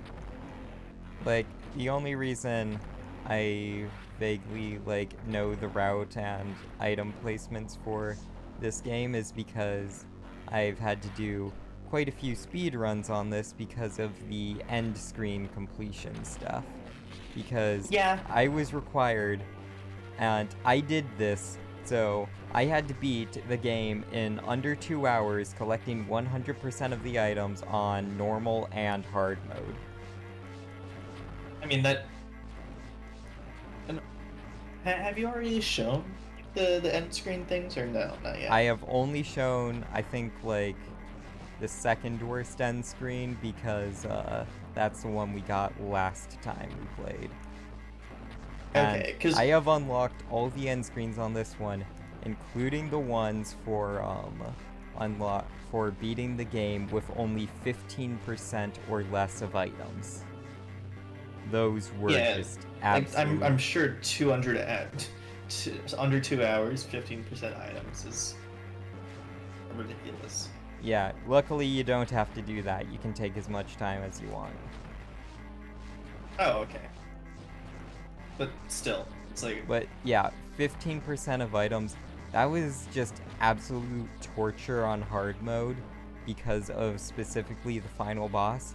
Because I only had, I believe, like, I think I had 2 regular missiles and 2 super missiles to kill the final boss. You know, that big robot thing that could only die via yeah. missiles. So like, did you get all only health upgrades? No, so there are exactly 100 items in Zero Mission. You need 9 of those items to progress. So that means you have 6% item allotment. So you can pick up 6 extra items. I decided to pick up 2 health tanks, 2 super missiles, the high jump, and the screw attack for the hard mode playthrough. I guess high jump and screw tank aren't required. Yeah, normally they're not, but on hard mode pretty much they are. Screw attack for the Metal Ridley, so you can actually deal with him, deal with his missiles, and collect ammo and whatnot. And then high jump, so the first escape sequence is possible. So I only had 4 items to get, so in the end, I had a total of 200 HP, 2 missiles, and 2 super missiles to deal with Ridley. And that was really tough. I mean, there's a reason they didn't bring back the 15% item thing. Yeah. It showed up only in this game and nowhere else. Everywhere else, it's just a self-imposed challenge. Oh, that just for, what's it called, a PNG? Not Yep. even a PNG, probably a JPEG. But I got him. You got the JPEGs. Yeah, I got the JPEGs, all 7 of them.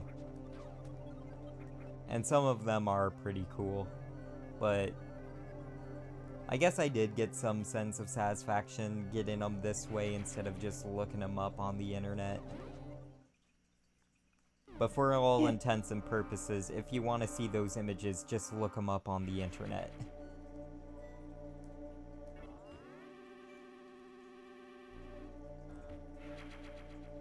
Or at the very end of the run, you know, you can just do a little slideshow.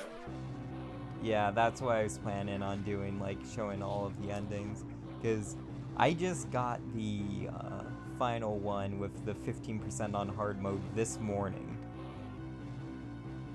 Oh. I've just been grinding the last week trying to get everything. Well, now you know how Persona 3 player feels. How is the answer going, by the way? I mean, I don't know if you can tell through the tone of the bonus videos, but it's Persona, but only the battles and none of the fun social link stuff. Mm-hmm. Therefore, it's the worst parts of Persona. It's not fun.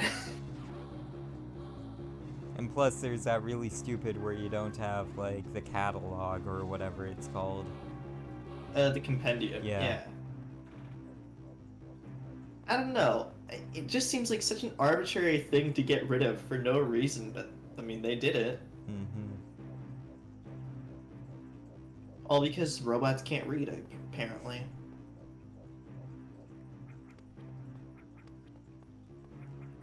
Other than that, I mean, the actual cutscenes I've enjoyed, and you know, just just recording with Adam and riffing for a bit, so it's been fun. Mm-hmm. But yeah, you can just jump through that wall. Has a little shortcut. Hold on, I gotta see this.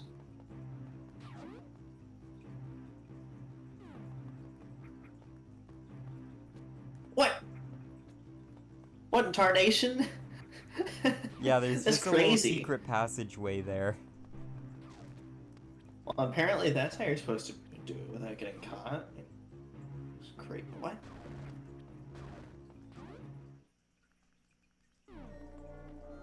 Oh yeah, and since I only had 200 health on the 15% mode playthrough, I had to do all of this section without getting shot, or else I was dead.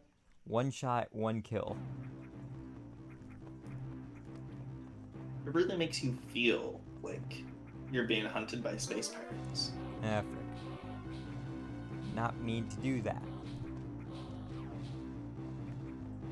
Yeah, it's still just crazy that this is the only time you ever actually play as Zero Suit Samus.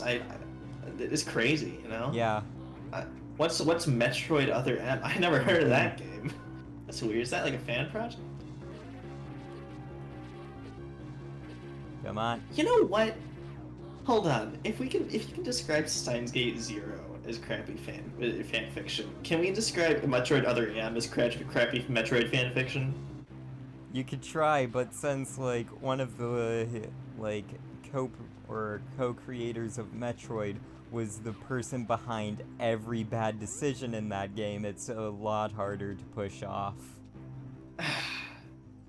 But like also more wall movement. I'm going crazy. Yeah, there's a lot of movement in this game. You should have seen like one of the skips from earlier. Like, it required me charging up a Shine Spark, jumping up a wall with the Shine Spark, standing on top of it, releasing it, running up a little hill that is like quite a ways away across a pit, charging up another Shine Spark, unleashing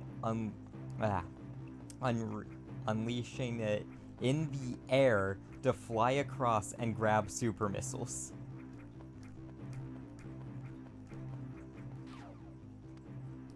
That is probably my favorite skip in the game, even though it was really hard to pull off my first time.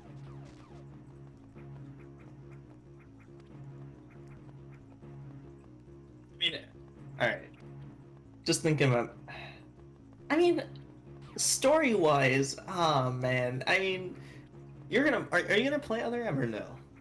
Maybe. I'm considering it, and if it was, it would be a mostly blind playthrough. Like, I've seen reviews of it, but I've never played the game fully. So you haven't seen any cutscene information at all? Well, I've seen like some cutscenes and whatnot, so that's why I said it would be mostly blind. Okay. All right. Because I have seen some of the more notable cutscenes. And doesn't Samus, like, isn't the baby mentioned, like, 11 times in the first 5 minutes? Yeah, no. If you played a drinking game where you took even if you took a sip every single time the baby was mentioned, I'm pretty sure you would die of alcohol poisoning within, like, the first hour. Because of just how relentless it talks about the baby Metroid. Mm-hmm. Like, I get it. Super Metroid happened, but you don't gotta keep milking it. We get it. That moment that was in Super Metroid, that was a really cool, like, non-verbal storytelling moment. You know, that was like really interesting, and you know, like it was impactful. Now you're ruining it. Mm-hmm. You're ruining it with internal monologue from a mostly silent character. And not only is it just internal monologue from a mostly silent character, it's like poorly dubbed or poorly voice acted, like monologue and whatnot. Because I don't think the voice actress for Samus was that bad. Yeah, but she was quite monotone based on like, oh yeah, no, she was definitely very one note. Like, I'm forgetting Yoshio Sakamoto. He was also in charge of like the English voice actors and whatnot, even though he didn't speak a lick of English. So stuff that really should have gotten fixed in localization, especially when it comes to like delivery and whatnot, didn't.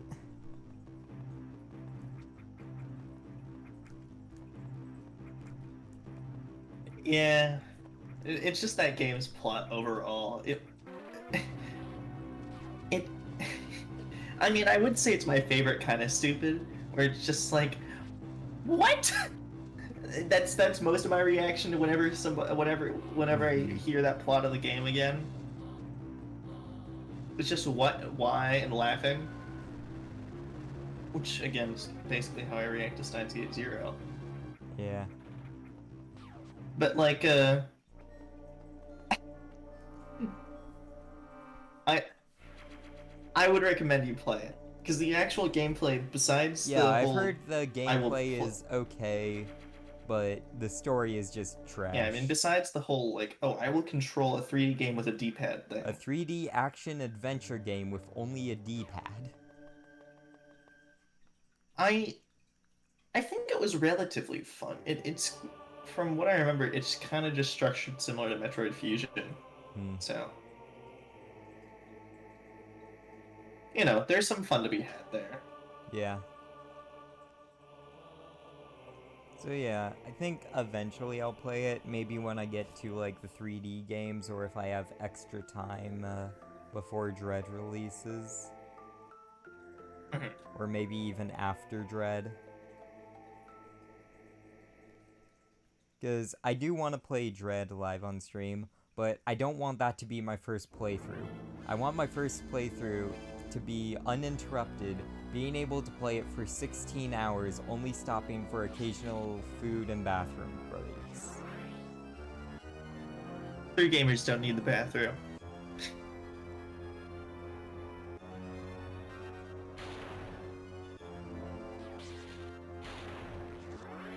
But yeah, I'm so excited for that game, and it sucks so much that I can't get a special edition because of scalpers. Wait, there was a special edition? Yeah, you get like a special art book, metal case, and whatnot. But the scalpers...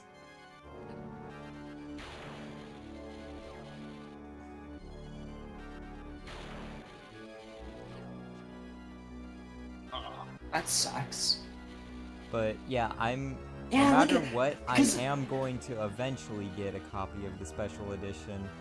But my current plan is on the day it comes out to wait outside of a GameStop before they open so I can be the first one in and see if they have any physical copies of the special edition. No, because the special edition would be cool because this game's been in the works since the 2005, like the DS. Yeah, this game's been in works since the DS. It has like an art book about like all, and it encompasses like all of 2D Metroid. And yeah, like you were there when, wait, were you there when it was first revealed? Like, yeah, I was there. Okay, because I wasn't sure if you came in after that point, but you saw how excited I got. No, I was excited too. That was my favorite announcement for all of E3, to be honest. Like, I think Mario Party Superstars of all things was a close second, and also Breath of the Wild too. But that they didn't show anything, so that doesn't count. Well, they showed a little bit. They showed basically. Well, they hey, showed more than they did last Skyward time. Sword? No. But yeah, I remember they revealed Skyward Sword HD too. Honestly, I forgot that game came out. Like, I genuinely just forgot that Skyward Sword HD released.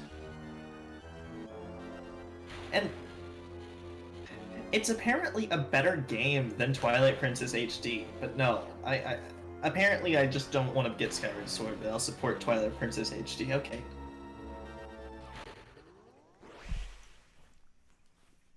I specifically hate that final part of the boss so much because you have such a little window of time to shoot that. But yeah, just talking about Zelda for a moment, I'm a big fan of Zelda 2, and like, or Zelda as well, not Zelda 2. I haven't played that one. But honestly, I would say, like, I like Skyward Sword better than Twilight Princess, just in my own opinion. Yeah, I mean, I think I heard this from a YouTuber at one point, but like, I think everything that Breath of the Wild failed at, Skyward Sword succeeded in. You know? Because like, just I 100 that Skyward Sword's one of the few Zelda games that I have actually gone through the effort of 100%ing. I think it's that Skyward Sword, Majora's Mask, and Link Between Worlds. And honestly, I mean, just that game is so chock full of just puzzles. I mean, they turned everything into a puzzle. Combat is a puzzle, and it's so is, and the. I know some people had problems with the controls, but like, I don't think there's a single game out there that controls like Skyward Sword and just that one-to-one sword combat thing. Yeah, I recently replayed, like, I didn't want to buy spend an extra $60 just to get it on Switch, so I just played through it on the Wii again, and I still really liked it, even with, like, 5 popping up every 2 seconds, which I feel like people overdub that issue or whatever.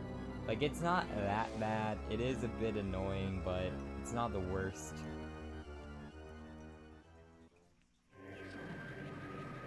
My biggest problem with Skyward Sword is just that I don't think it was that fun to explore because there was nothing to explore. Yeah, you know? that is a pretty big problem. Like, if there was like some passageway or just like some way for you to get one area of the landmass to the other, like, that would also be pretty cool.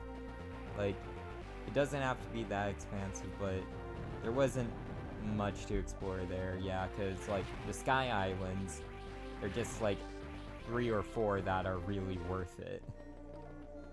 Yeah, I mean, they tried to recapture, like, some of the Wind Waker magic, which, like, I appreciate. I love Wind Waker.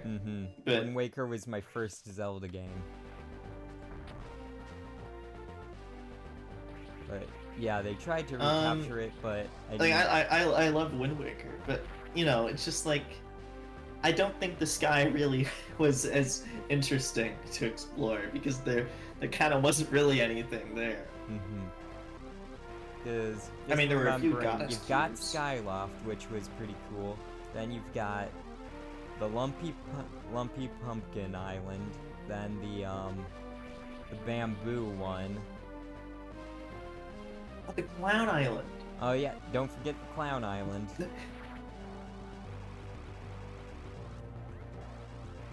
And that's about it. Then there's like also, I think there was the Thunderhead area. And yeah, there's not much to explore in the sky, whereas Wind Waker, there was like a new island on every tile of the map. Right. Like, there wouldn't be much on some islands, but also, there was at least one there. Do you remember that, like, in the third act of the game, when the forest gets flooded? Oh yeah. You just that have area to collect the Tad Tones. Tad Tones. Like, I liked the rest of the game's, like, third act. You know, I liked talking to Levias, and I liked the whole stealth section at Elden Volcano. But the Tad Tones were just awful. Yeah. I didn't have the worst time with them because I did the strategy of grab the Gills potion and upgrade it so you have infinite air for quite a long time. But still, yeah, that was a slog. It just wasn't fun. And why did she have to test you again? She already tested you like 3 times. Lady, I already revived you from the brink of death. And like, killed Girahim like 3 times. You know, also I have that Master Sword thing. That's like, you know, it's supposed to be the bane of Blade of Evil's Bane and something. Yeah, she's the only, like, dragon that tests you like that. Because the fire dragon, he's just, you, like, get all your items back, and he's just like, oh yeah, sorry about, like, the volcano erupting and whatnot. Nah, it's my bad. Yeah, here's your song. Sorry. And then the electric dragon, he was just straight up dead. Granted, when he was alive, I guess he did test you with the whole boss rush stuff. But True, but that was more optional. Oh, and fun fact. Granted, I liked that side quest. Yeah, I really liked it too. When I was doing my initial playthrough for that and getting like the Hylian shield, I got the for Coloctos, I got 3 minute, 33 seconds, and 33 millisecond time. So it was 33333. And I was just so proud of that fact that I did it on accident.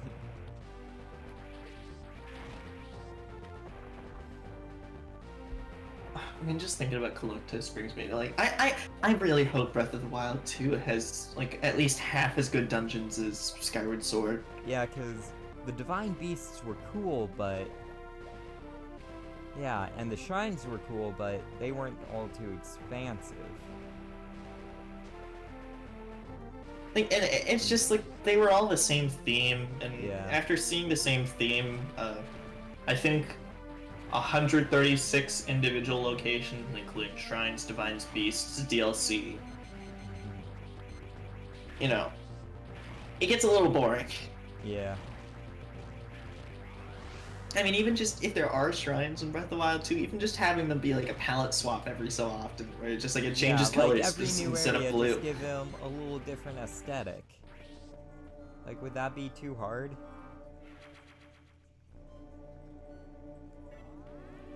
Well, that's why I'm saying I really hope.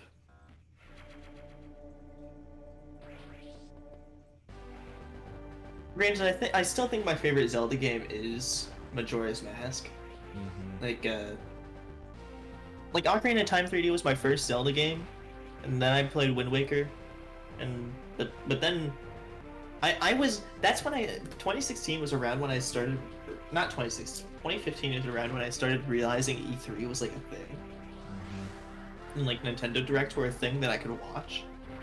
So I remember sitting there, you know, watching like the 2014, 2015 Direct, and seeing Majora's Mask 3D revealing, and just like being enamored of like, I can finally play it. I can finally play the other one. Mm-hmm. And I got it, day one release, and I was playing it. And I kept on playing it, and I 100% it, and I was like, that was a good Zelda game. And I had so much fun doing all the side quests, because that's something that Zelda games I think sometimes don't have enough of, is just like side content. Really, besides just like exploring, you know. Breath of the Wild was really good with that too. But like, just like looking at, because it's a time loop, just memorizing all like the townsfolk's like patterns. Yeah. I want to play Majora's Mask. Yeah, Majora's Mask, like, I've played it too, and oh my god, such a good game. Like, I think it's like it's superior to like Ocarina of Time in pretty much every way, with the exception of unique character designs, which is kind of a given that it was an asset reusing sequel. I mean, I like Ocarina of Time, but honestly, exploring in that game isn't really that fun. Just because half the hidden items are just like, oh, a hidden grotto. Oh, there's a piece of heart here. Okay. Yeah. Or I'm gonna bomb the ground. Oh, okay. All right. There's a hole here. Oh, a golden skulltula. Okay. Oh, for some reason pour some bugs into here. Oh, Skulltula. Oh, okay. Like most of my reaction to collecting an item in Ocarina of Time is, oh, okay. But my reaction to getting a new mask in Majora's Mask is, ooh, I wonder what this one does. Mm-hmm.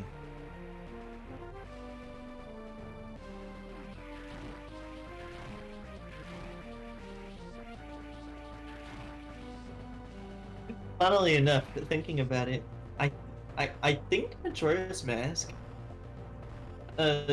is partially the reason that I was kind of slightly disappointed by Persona 3's ending.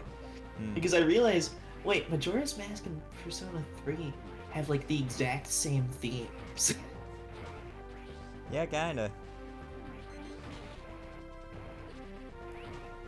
And that's why I was saying, like, I don't know if you remember the ending stream, but I was saying, like, Persona 3, like, it didn't really feel like anything new to me. And that's why, because I played Majora's Mask. Mm-hmm.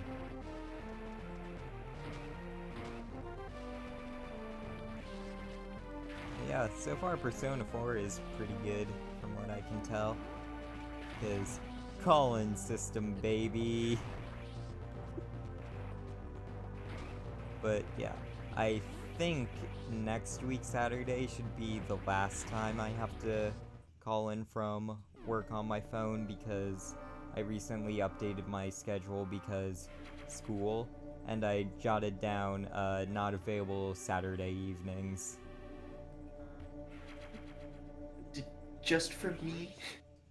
That, and I also like having Saturday evenings off because, yeah, Saturday. Yeah, that's fair. And Saturdays. I mean, that's why I wanted for Saturdays the off. boys. Yeah, Saturdays for the boy. But that means we have to retire the Stevens on Break song. True. But you'll get I'll to have to do talk it to at Adam least about that. We gotta one repurpose last that. time. Probably. Because I think I work next Saturday.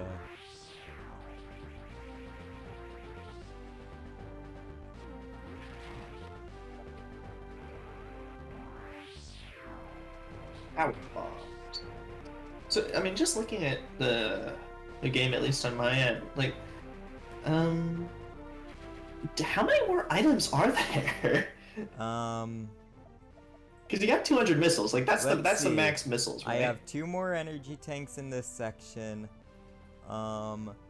Just 5 more super missiles and a few more power bombs. So then 2 more missile tanks here, 1 more energy tank in Criteria. Got everything in Brinstar.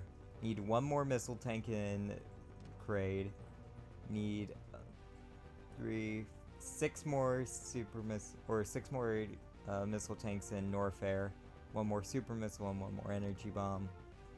And then I got everything in Ridley.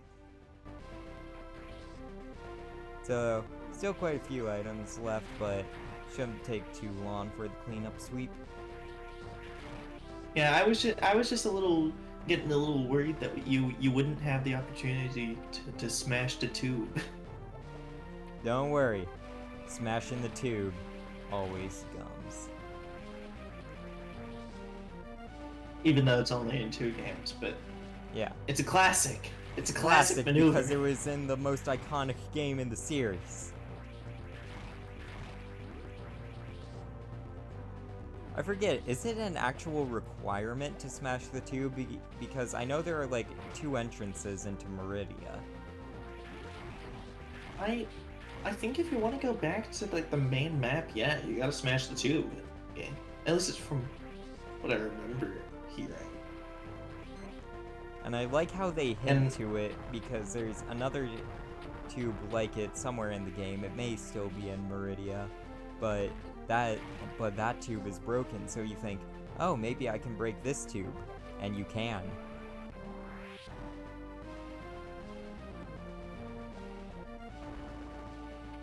I mean, listen, just the fact that it's the exact same tube design. I mean, the devs knew what they were doing. Mm-hmm. It's a callback to a game that hasn't happened yet. It's a call forward.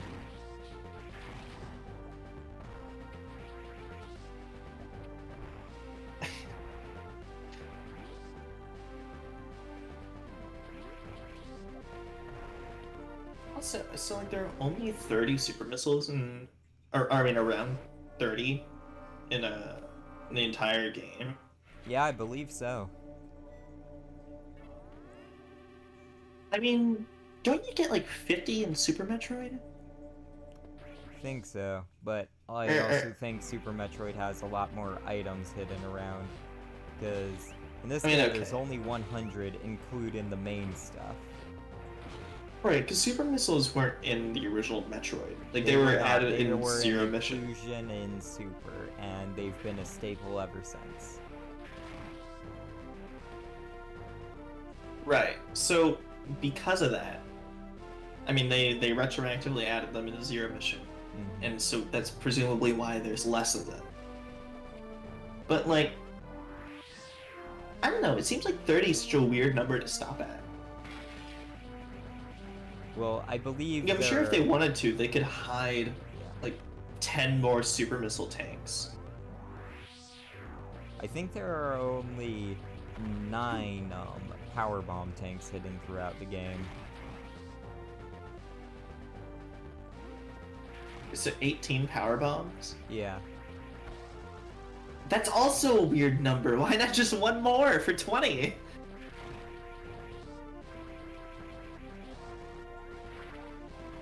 I mean, you know, I'm no game designer, but I like even numbers. You know, they're satisfying, you know? But then that completion percentage wouldn't be as smooth. Oh. Because exactly. Oh yeah, because every 100 item counts as like a percent. But then why not just take away some missile locations? Well, because the original had 200. Right? I'm not sure how many missiles the original had. I've never 100%ed the original. I have beat it with the help of strategy guides, or with the help of like walkthroughs and maps, but I have never 100%ed it. Cause my god, the original has not aged well. No.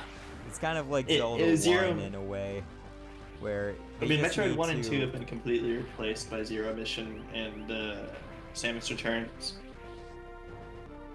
But if they ever do a remake of Super Metroid, I'm not sure how well that will be received or even go over, because there's a lot of like charm in Super Metroid because it's an old, kind of outdated game. Yeah, I don't think it's I don't think Nintendo would ever want to remake Super Metroid, because half of the fun of Super Metroid is like exploiting the game, kinda.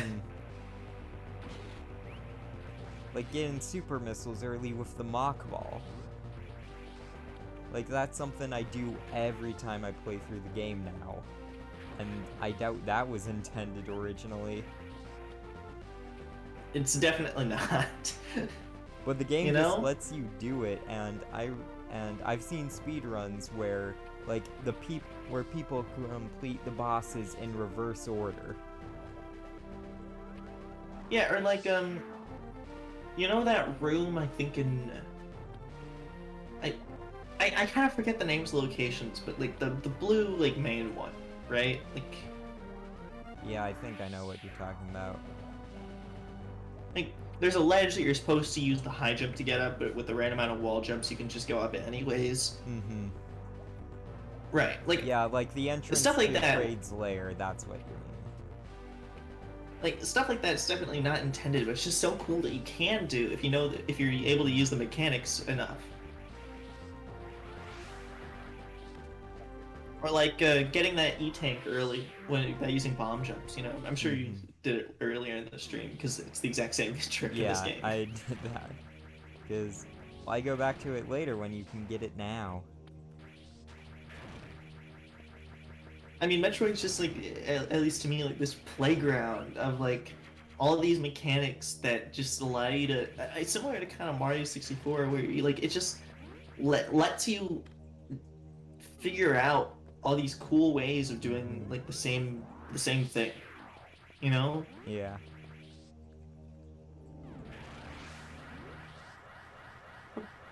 205. What? Is there more than 200 missiles? So Yeah, then, there's a yeah, they lot totally more. could I have think got. there's like 255.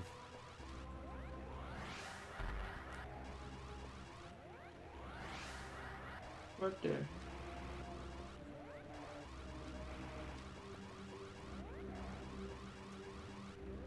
Actually, now I'm what. It's like, do you have any like theories for what Metroid Dread's gonna be about? Or, like, So I'm intentionally like avoiding anything on Metroid Dread. So right. So am I, by my the way. theory, so like one of the few things I know about Metroid Dread is that it'll be the last of like I think like the director said it'll be the last of like the Metroids or the Metroid thread of Metroid or whatever. So this is gonna I believe this is gonna be the last game with an actual Metroid in it. Cause cause you killed them all in Metroid 2, but then like breeding operations and whatnot remained and like cloning and whatnot. So like I think you're gonna like be raiding or like on the lookout for the last remnants of the Metroid species so they can fully be eradicated. So they can no longer pose a threat. Or something like that. That's my current theory, like I don't know. I wonder if the X are gonna be like relevant at all in I Metroid kind of Dread, doubt considering you it still because have the fusion suit. yeah, but they were like isolated to SR388 and then you blew Which up the blew up. planet alongside the only other place they were known, which was the space station. But what if Matt Pat was right and that the animals are still X parasites? I hate Have you that not theory seen that so game theory?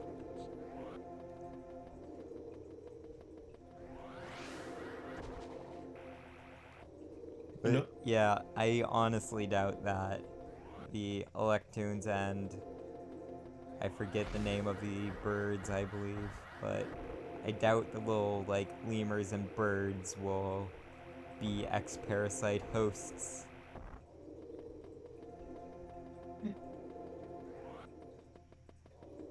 If anything, I'm just wondering, does the fusion suit like differentiate gameplay at all, like it did in Metroid Fusion, or is it just kind of a new aesthetic? Yeah, Because because you're continuity. kind of stuck with the fusion suit because it takes place after fusion. Because there are no more Chozo around to make Samus another suit, and so she's just kind of stuck with it. Right, and the fusion suit kind of sucks when it comes to dealing with ice. I mean, Yeah, until obviously like she Samus got had a power up, yeah, until she got like the which Varia suit, and okay. that just helped her deal with the cold. Now I'm just wondering, okay, will the game take all of Samus's power ups away again? Obviously, I mean it will for gameplay reasons, right? Mm-hmm. But like, does that mean that again you now have to avoid cold areas again because you don't have like a Varia suit? Mm-hmm. I don't know. But yeah, I'm super excited for Dread. I mean, the only thing I know about Dread's story, at least just from that one gameplay trailer, is okay. That robot Is is kind trying of to gonna kill be you. a similar thing to the SAX, where you gotta run from it until you can beat it at the end. Yeah.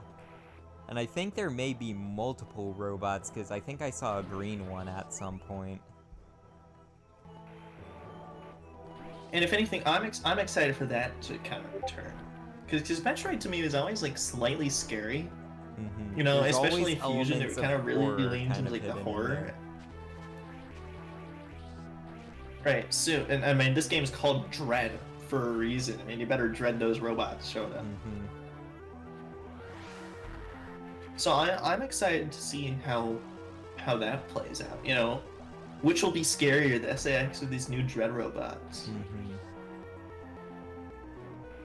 That's half the reason I didn't want to buy Metroid Fusion. I didn't want to get scared by the SAX. I haven't played Five Nights at Freddy's even for a reason, you know? Yeah. I really like Fusion though. Like, I know the problems with it, like, it's really linear and, like, the Atom AI can be a bit annoying at times, constantly holding your progression, but I think that bit of annoyance is kind of intended because Samus has lost her agency at the beginning of it. Like, you're taking orders, you're nowhere near, like, the same condition as you were in. But slowly throughout the game, you just gain back your agency until you have to fight back against, like, them. Because the game opens up the more you play it, right? Yeah. Like, from what I know about it, there are hidden paths that aren't shown on the map that you have to start using more and more as the game goes on. Like, the water section of the game is basically like a big fish tank, and you just kind of get stuck there after beating one of the bosses. Like, there was, like, Adam didn't tell you to go there. Like, you just kind of got stuck there and had to make your own way through, opening up, like, the highest level of security as you went. And after you got through it, like, Adam was just like, I did not allow you to access that, Samus. Like, this could mean trouble for us or whatever. But just regaining your agency in that game, I really like it. Okay. Gotta try and remember where all the stuff is in Brinstar because... yeah, this is the area that I remember the least of the items.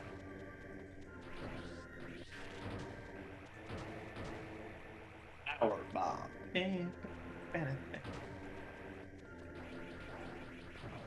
That was stupid. I'm sorry. It's fine. Okay. I may want to bring up a map of the game. I'm gonna open up the App Store. Gravity. Who's a crap about gravity? I'll just see if I can go around remembering stuff, and if I need a map, I can pull it up. Okay. Don't think there's anything else through there. So, next floor down. Oh wait, I gotta get the speed booster.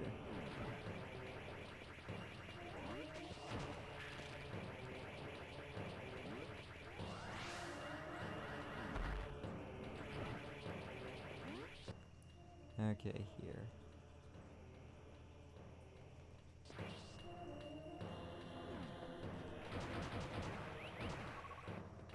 How chunky is the stream being, by the way, still? It was good for a little while, but I think right now it's being a little chunkier than it was back when you were kind of doing the spaceship exit. So I mean that's kind of unfortunate, but I mean again, there's nothing much that can really be done. Yeah. By the time I stream Super, I should have a second monitor. Okay, which platform are you going to be playing Super Metroid on? Because you actually have some options. Yeah, I think I'm gonna be playing it on the SNES Classic.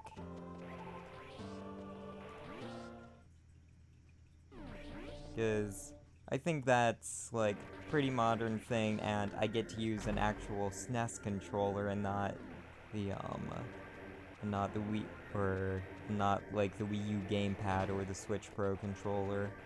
I can use the actual intended controller for once.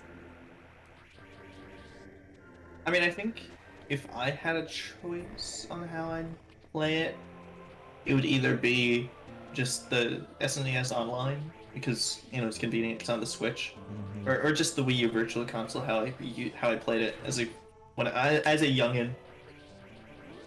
Yeah. But yeah, I think I'm gonna go with the SNES Classic, because I have it, and why not?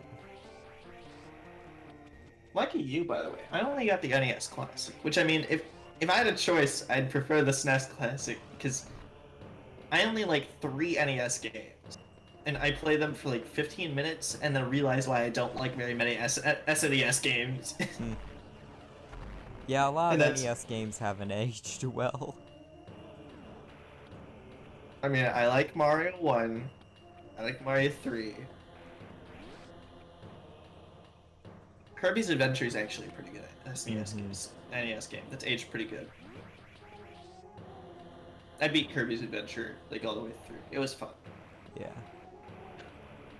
Oh, wait, I did it in the car on Nintendo Switch Online, like just over the span of like 2 hours. Nice. But and Zelda 1 is fun to play for like 5 minutes, and then I immediately stop because it's Zelda 1. Mm-hmm. I think I've actually beaten Zelda 1 once or twice.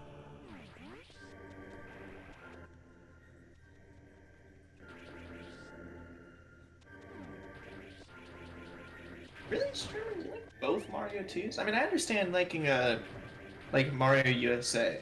Like I mean, that one's a fun Mario game. But But the like, really, Lost Lost Levels Levels? is... Yeah, that's kind of tedious. Or, yeah, I wouldn't say tedious, but it's pretty hard.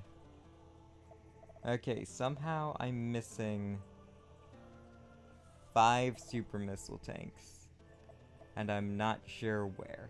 Or 5 missile tanks, and I'm not sure where. Because I know where 2 of them are.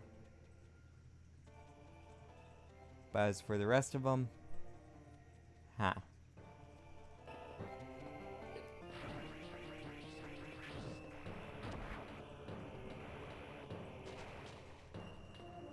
Each dot on the map an item that you've already collected.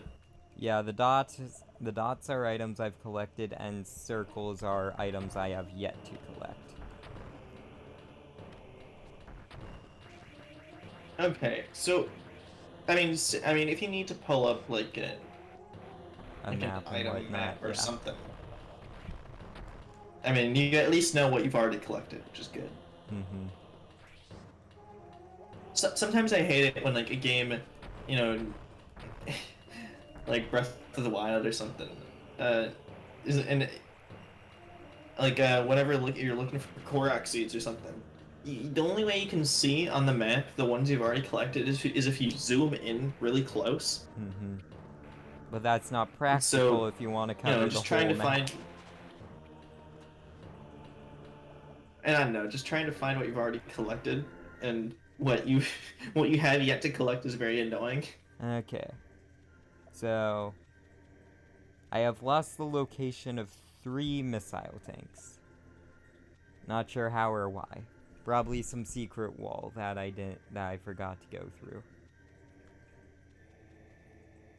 So if I'm just thinking...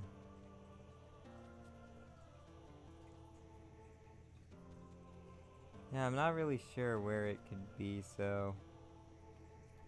Computer, please don't die on me. Metroid... Whoop. Zero mission map.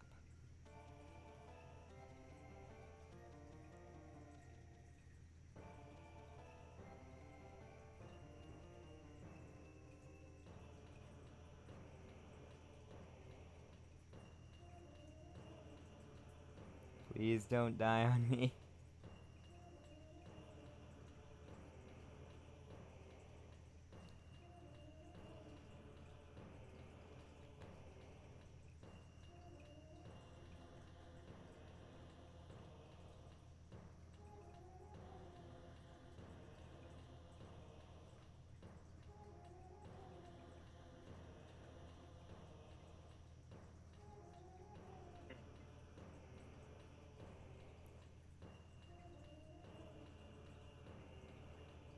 In the meantime, yeah, no, I guess I get what you mean.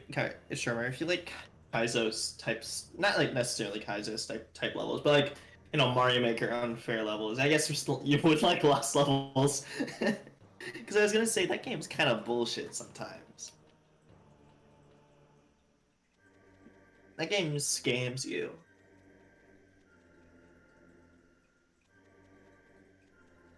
I mean, there's a reason that the devs said that it was too hard for the American audience. Okay. Finally brought up a map.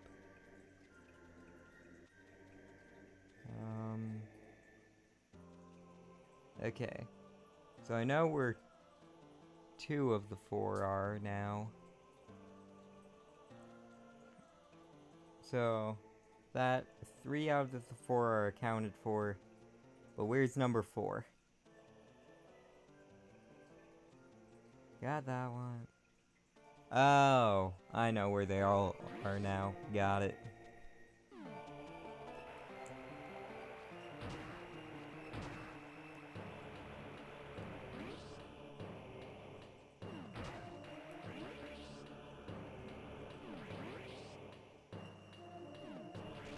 Yeah, I think just each of the gray areas you had were all like the missiles that you haven't found.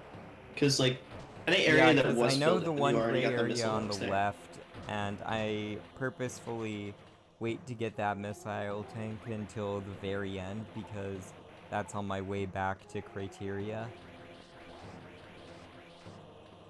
And then there were these 2, which I forgot to, like, note out earlier. Or, yeah, I forgot to grab earlier. And then...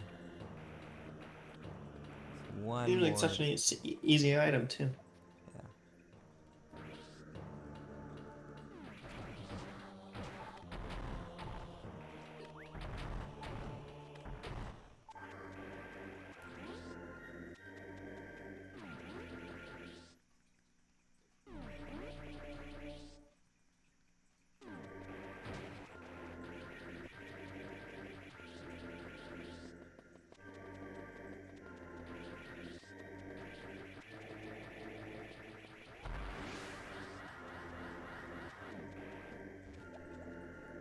Did you know that the wave beam is not one of the required items for beating the game? Despite having a whole boss based around it. Yeah, because there's a secret passage, so you see this big green bar on the right? There's a secret passage that's Well, the they'll be secret able to passage delay. that takes you through all of Norfair.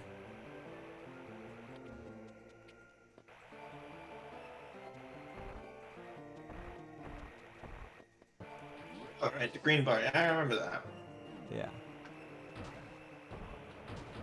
Ron Room.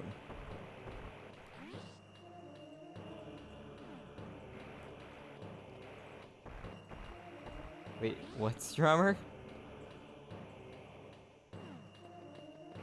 You heard the man. I had not heard of that. That does not sound good for them.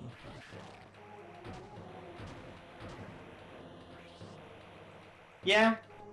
I mean, yeah, he's not wrong. The Taliban has in fact taken over Afghanistan. Well, that sucks. That's quite the way to get the news. Just hearing it while playing some Metroid. Yeah, you know, I actually say they're more related than you think. And I'm not gonna explain how.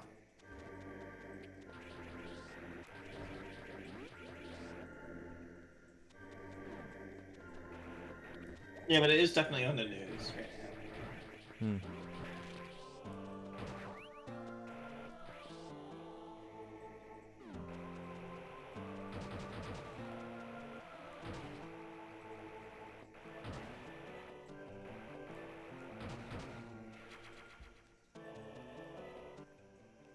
Okay.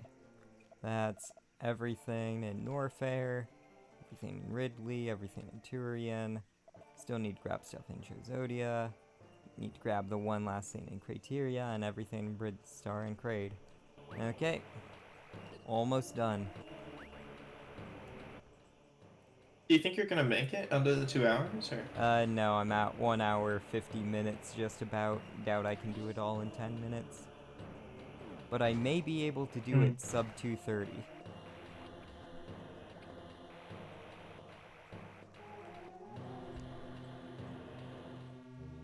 No, that means we won't see Well, you're still gonna Samus's see stomach. it. It's just not gonna be on the end because I'm gonna show all of the stuff because there's the gallery.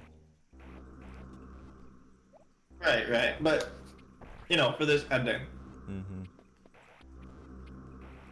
I believe the ending we're just gonna see Samus in her Zero suit.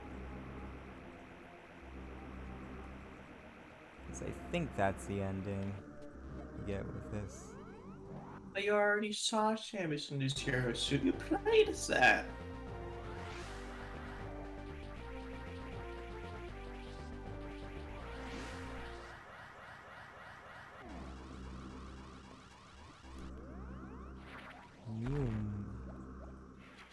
Whoa!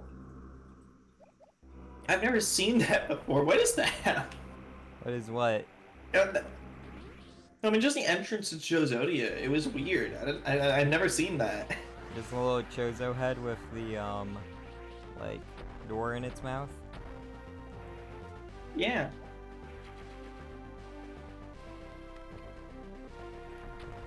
There are a few of those in the game, mostly in Chozodia. Womp. Let's see. If I remember properly, I have like 2 items to get up there. And yeah. Well, time to go through it. Ouch.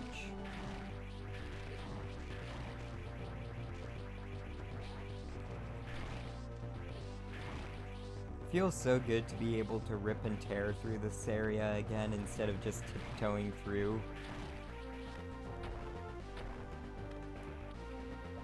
I mean, yeah. It's Zero Mission is basically just like the. Again, all Metroid Fusion kind of summed up in like one little area, which is like, oh, I'm scared of everything. Oh, I'm killing everything. Mm-hmm.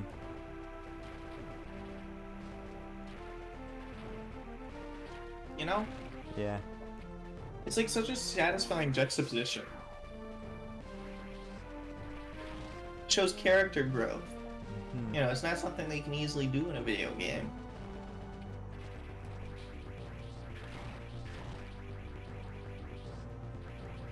Yeah. Still think one of my favorite things is last stream, like I was talking about all the different versions of Ridley and whatnot, because there's like Ridley, Mecha Ridley, Meta Ridley, Proto Ridley, whatnot, and then Brandon asked, is there dry Ridley? And then I just responded, there's the dried up remains of Ridley. Because you see them in a freaking, I mean, yeah, you do. yeah. You don't fight them, you fight something that harvested them, but still. What was the dried up remains of Ridley doing on the... I forget the name of the ball ship. Or, not the ball ship, that's the one from Other M.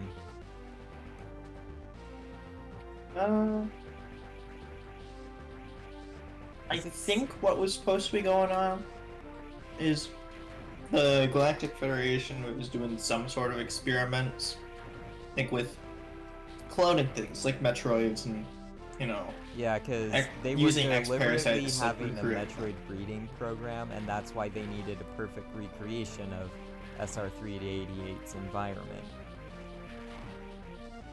So I think what the idea was to clone a Ridley using X-parasites in order for the Galactic Federation to basically have an army of Ridleys.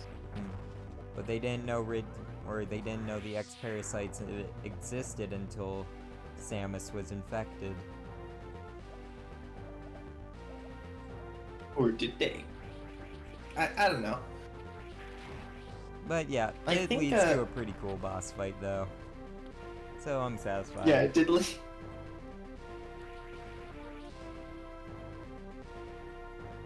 I don't know, I think it's just supposed to make them look even more sus. Mm-hmm.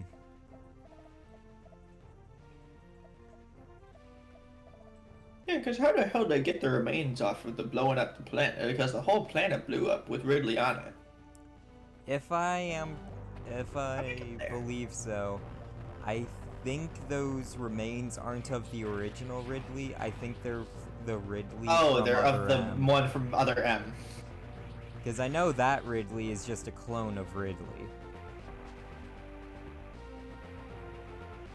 Yeah. Presumably, yeah, I guess it makes sense that it's the remains of the one from Other M.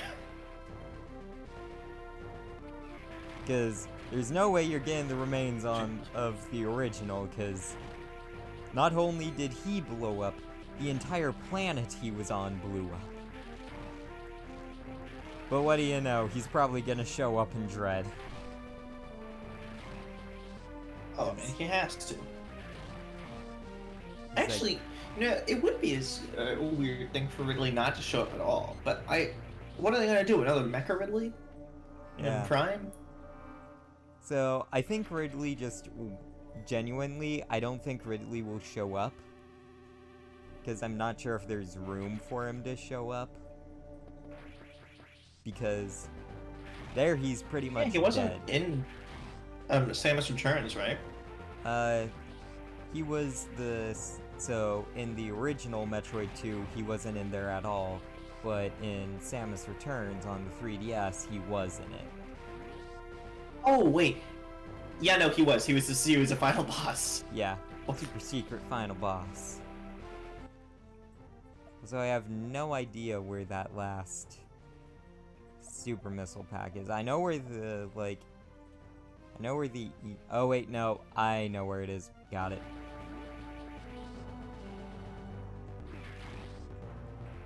But yeah, I think Ridley is just done for unless they do another game in the series that takes place before Fusion, because Which they probably will. Yeah, because Ridley, the original, is dead and his planet blew up. Then the dried up remains of Ridley, that was the clone of Ridley, the X-Parasite clone of him, was destroyed by Samus. And then the dried up remains alongside the entire station and alongside SR-388 blew up. So I feel like if Nintendo needed more Metroid games, just as an excuse to fit in the timeline, they could just fit more games between 1 and 2. Because they already did that with the entire Prime trilogy. Right. They could just do that again. They could just say, oh, it's after Prime. Mm-hmm. Or it's before Prime. And it makes sense, too, because, they need to keep, the iconic Samus look, for any Metroid game in the future, right? Mm-hmm. And that. But it doesn't make sense for any game to annoys take me. place before Metroid Zero Mission. Metroid 1. Because Metroid So they Zero could just say, Mission oh. and Metroid 1, there's no getting around that. That is Samus's first mission. This is Right. the first time she's in this kind of situation, so it would be weird having a prequel, which is exactly what freaking Other M should have been, chronicling her time in the Galactic Federation and what made her leave. Come on, Nintendo, you had it right there. No way, they gotta reference Super Metroid because we want to animate the cutscene.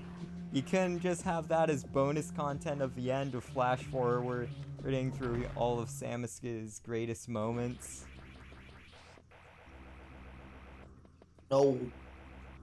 Just gotta talk about the baby. The baby. Let's go. The baby is in Metroid? Let's go.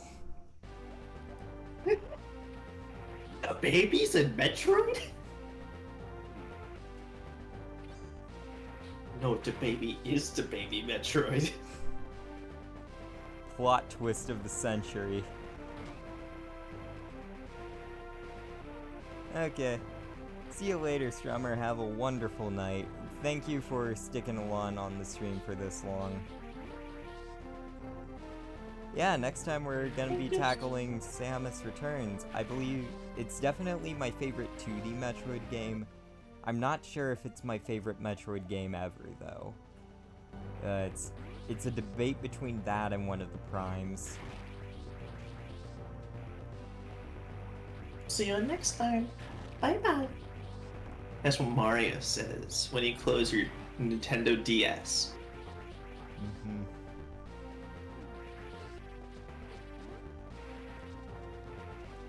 How did they program that? I'm curious. I'm guessing it was like a check to see if the DS was about to go into sleep mode, and if yes, have Mario say that. I don't know. It was just such a weird thing for them to have for like 3 games. I think it was Mario 64 DS, New Super Mario Bros, and maybe Mario Kart DS. Mm-hmm. And then that was it. It never showed up again. Never showed up in any sequels. Didn't show up in New Super Mario Bros. 2. Didn't show up in 3D Land. Just Mario 64 DS. New Super Mario Bros. And maybe Mario Kart. I don't know. I never owned it as a kid. Mario Kart DS ruled. Do you think I mean, looking back on Nintendo it, yeah. is ever gonna make an Odyssey 2? Like, it would be stupid for them not to do it, but then again, Nintendo has a notorious habit of, like, not doing the obvious thing. Right, Nintendo hates money, because if they liked money, then they would just, you know, make the things everyone wants. Like Melee HD.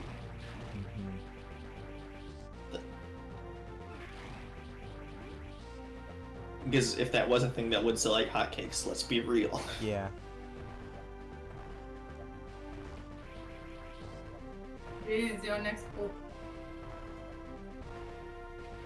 Bonjour, Martin's mom.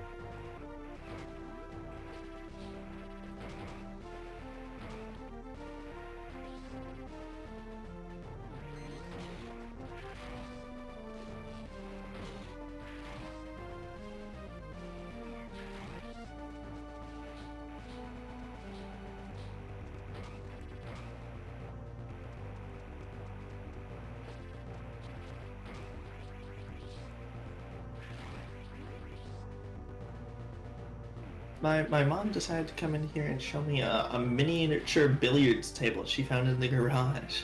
Oh, nice. I don't know what to say to that. I didn't want it.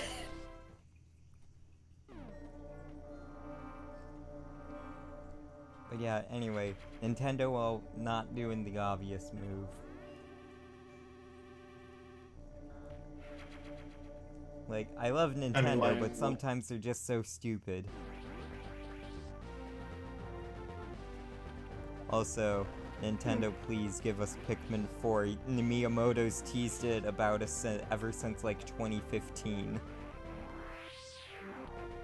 No, it's still in development, obviously. You know, Miyamoto keeps on saying it's in development. So it has to still be in development. You gave us 3 Deluxe, please Granted, just I wonder give what us they would even 4. do for Pikmin 4. I don't know, but they said it has been in development since, like, 2015. It was nearing completion in 2015. I mean, listen. What are you gonna do, have 4 controllable captains? That's absurd, that's crazy. That's too many captains. You don't need to have 4. But, yeah. Pikmin, like, I'm pretty sure I've said it on stream before, but my top 3 favorite, like, franchises, video game franchises of all time are Metroid, Pikmin, and Pokemon. Pikmin is right at that number 2 spot.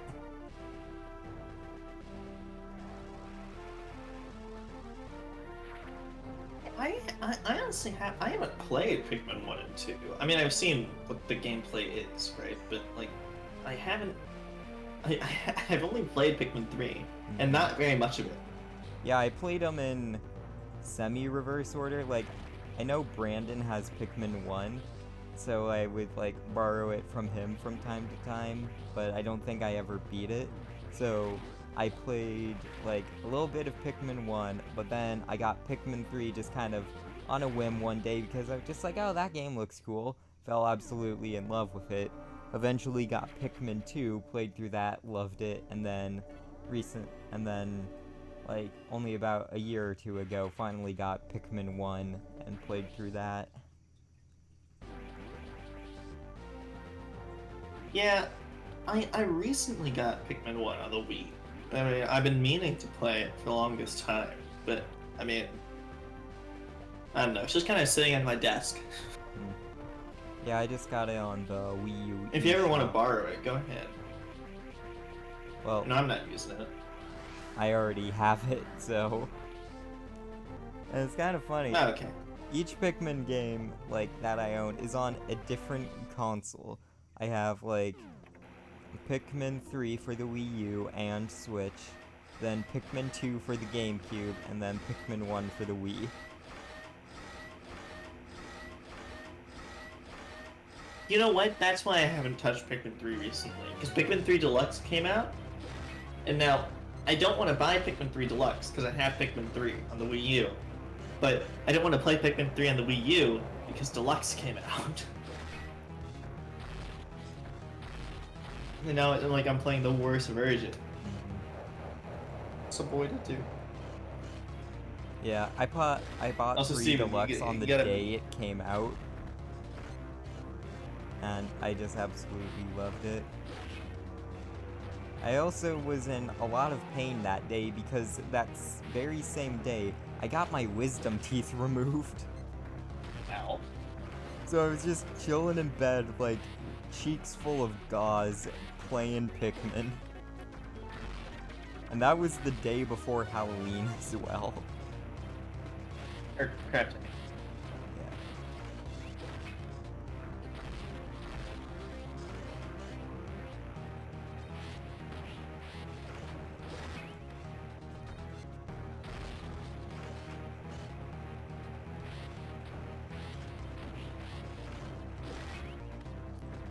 Mecha Ridley's supposed to have more health when you have 100% items.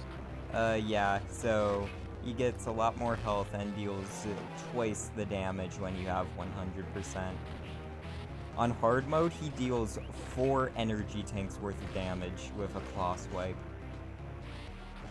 I think that's ridiculous. Come on, the game devs didn't need to do that. Come on.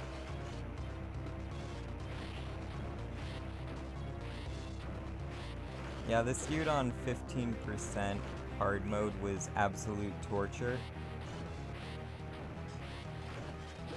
I probably fought him a few hundred times and I only beat him like 5. And then on 4 of those, I botched the escape sequence, so I had to fight him again. But yeah, because hard mode escape sequence is only 3 minutes, right? Yeah. And plus the stupid black pirates.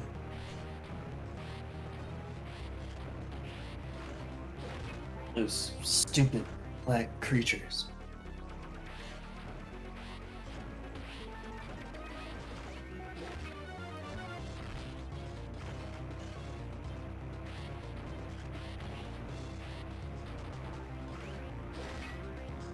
Yeah, I don't think I've been able to tune into, like, many of the more recent Shadow streams just because I've been busy with, like, plans on the days you decide to do it, and I'm just like, no, Shadow.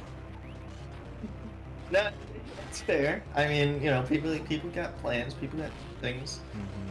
You know, especially when they're kind of on a whim, like Yeah. how I've been doing recently.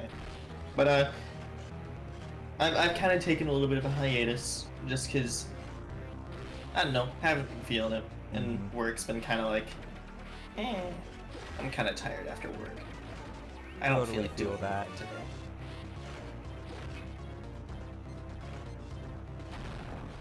Okay. Mecha Ridley is dead.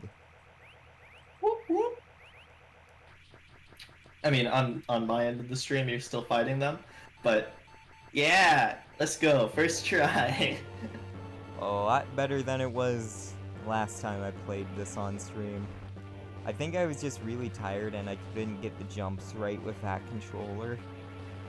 Yeah, I mean, that makes sense. Controller, especially with something where you just have to tap jump. It's like, oh, Mhm. okay. Emulator delay plus controller plus tired. This is big fun. And don't forget sore gamer thumb.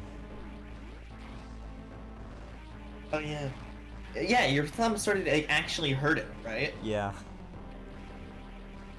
Because I had to tap it so precisely.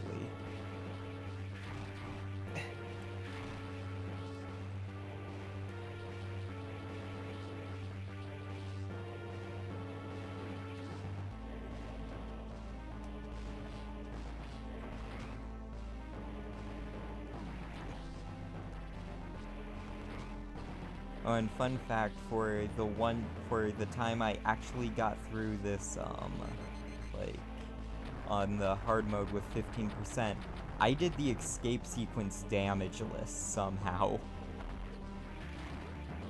Well, yeah, because the space pirates do all of your health, presumably. Well, with the well, in the Zero suit, they do all of your health. In the power suit, they only did half of it. So I could take 2 hits. That's so much better. But yeah, I did this somehow hitless.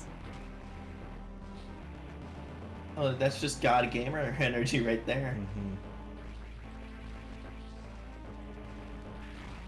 I don't know how, but yeah, I just did it.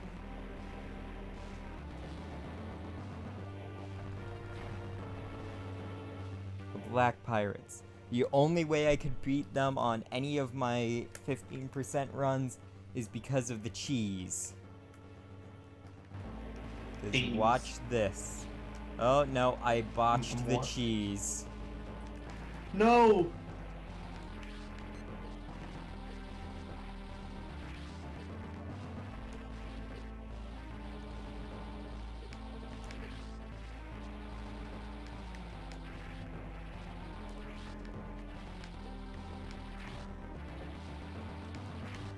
Okay, they're dead.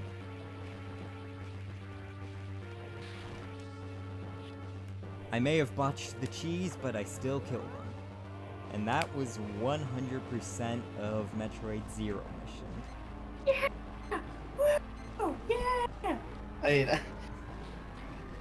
I'm pretty sure no one else is here, so I'm glad I could at least share this with you, Martin. I like Metroid Zero. I like Metroid. Yeah, I mean...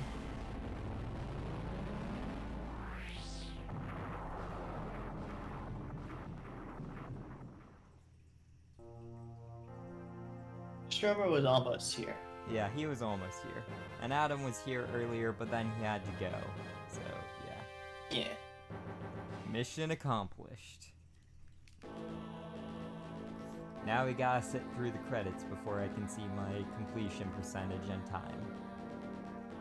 Well, you gotta pay respect to the people who made this great game.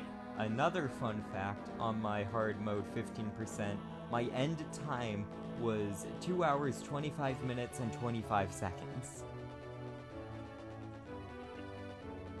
2:25:25. Should have waited an extra 23 hours to make it 25:25:25. But yeah, that actually... Whoop, there's Sakamoto Yoshio.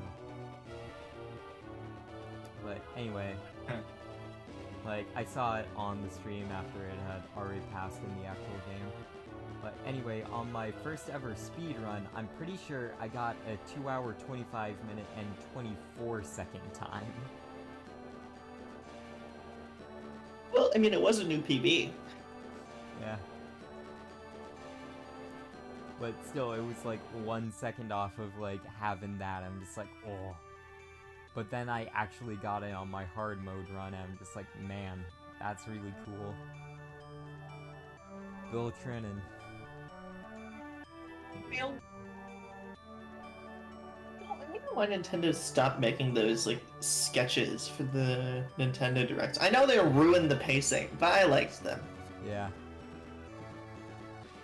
And Reggie, oh man, he was just the greatest. I want to see more random sketch like stuff with Doug Bowser. Come on, his name is Bowser. It works so well. Mm-hmm. Doug Bowser's just been hiding in the shadows ever since they announced him as new CEO of Nintendo of America.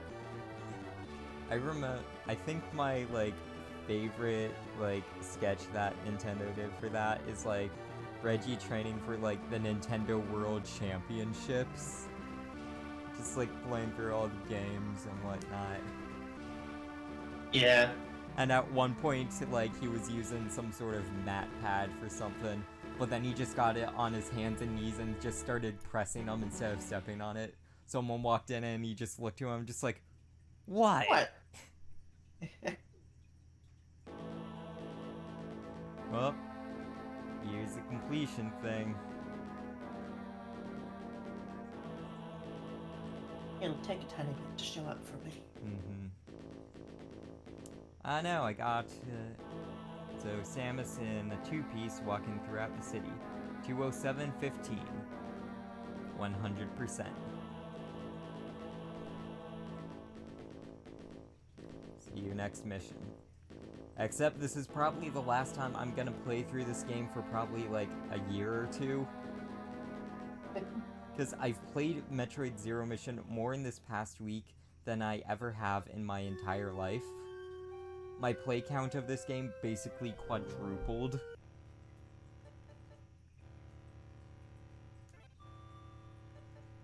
But yeah. Anyway. Look, yeah. it's Samus. Time attack record. My best time in time attack is 1 hour, 48 minutes, and 47 seconds. Once again, 1 second off of that consistency. But See, anyway, I'm still mad that there's no Justin Bailey code for this game. yeah. But anyway, the gallery. This is for if you... I'm gonna try and see if I can do all of these off memory. So this is for if you beat the game on easy or take over 8 hours. And don't get 100%. I believe this is like over 4 hours and less than 100%. I believe this is... I don't know. Forget, like, the earlier ones, but this is definitely normal mode over 2 hours, less than 100%. Which is... So, this is the one we just got with Samus in her two-piece. And it's probably not lining up very well for you. So, then... There's this one of Samus in some sort of alien bar, chillin'. That's for, I believe, Big chillin'. Yeah, I believe that's for like normal mode, under 2 hours, 100%. Then there's this where Samus is looking out on the city. I'm pretty sure this is, okay, yeah, this is definitely hard mode, under 2 hours, 100%. And then there's this one of Samus sitting on a windowsill. That was the normal mode, 15% completion. And then last, but certainly not least, probably my favorite of the bunch, just this sweet image for hard mode, under 15%.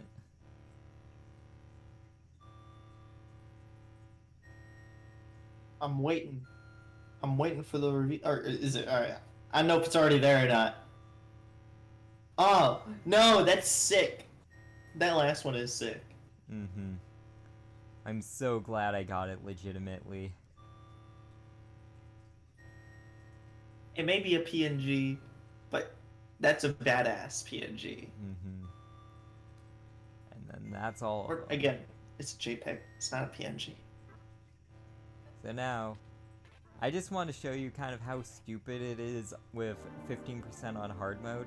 So, this is my save right before I beat the game with like all the restrictions on hard mode.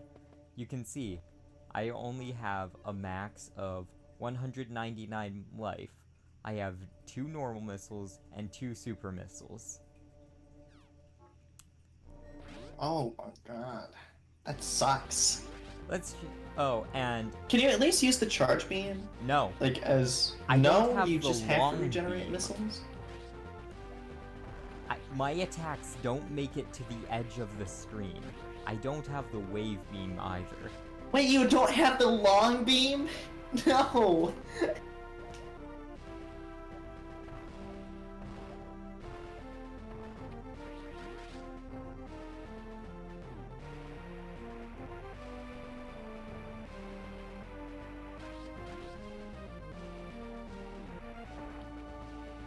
And I wouldn't have the ice beam either if it wasn't a requirement for killing the Metroids. Why do you have the gravity suit? Because that's given to you because you have to get all the unknown items, and after you beat the Chozo Guardian or whatever, you automatically get it. Okay, I mean, I was just confused. I didn't know you had to collect all the unknown items. Yeah.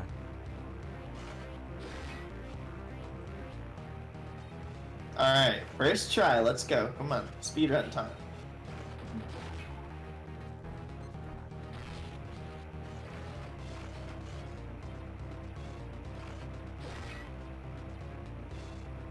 So you just have to sit there and wait for Mecha Ridley to fire more missiles, Yep. and then collect them. And this is with the screw attack. If I didn't decide to pick this up, I would have to shoot them with my dinky little pea shooter.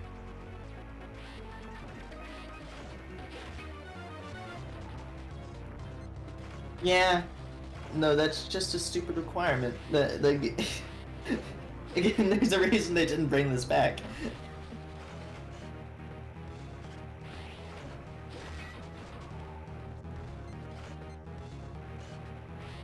You just blocked 2 of my supers, that's great.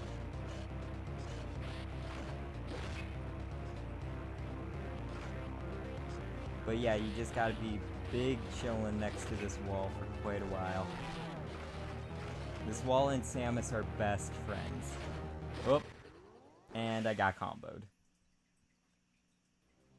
So let's not do that. Yeah, I wouldn't want to spend like another 3 hours. But yeah. That's pretty much everything the game has to offer. I did a lot of sequence breaks and whatnot in this.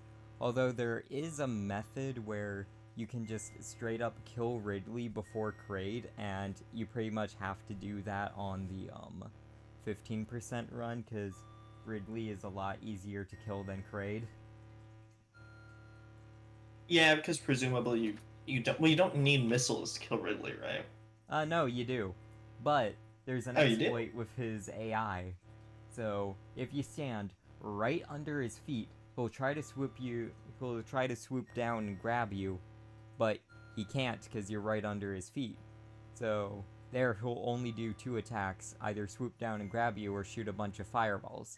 You can shoot the fireballs in order to get more missiles, and then just stand under him, constantly pummeling him with the missiles you get.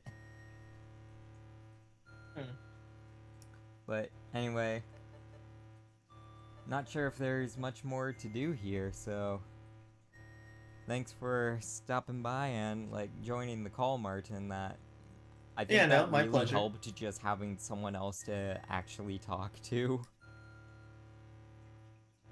Again, that's fair, you know. Talking's what makes streams entertaining, otherwise it's just gameplay footage. Yeah. But yeah, that's all of Metroid Zero Mission. I'm glad I was able to get through this and stream it for at least some people to watch.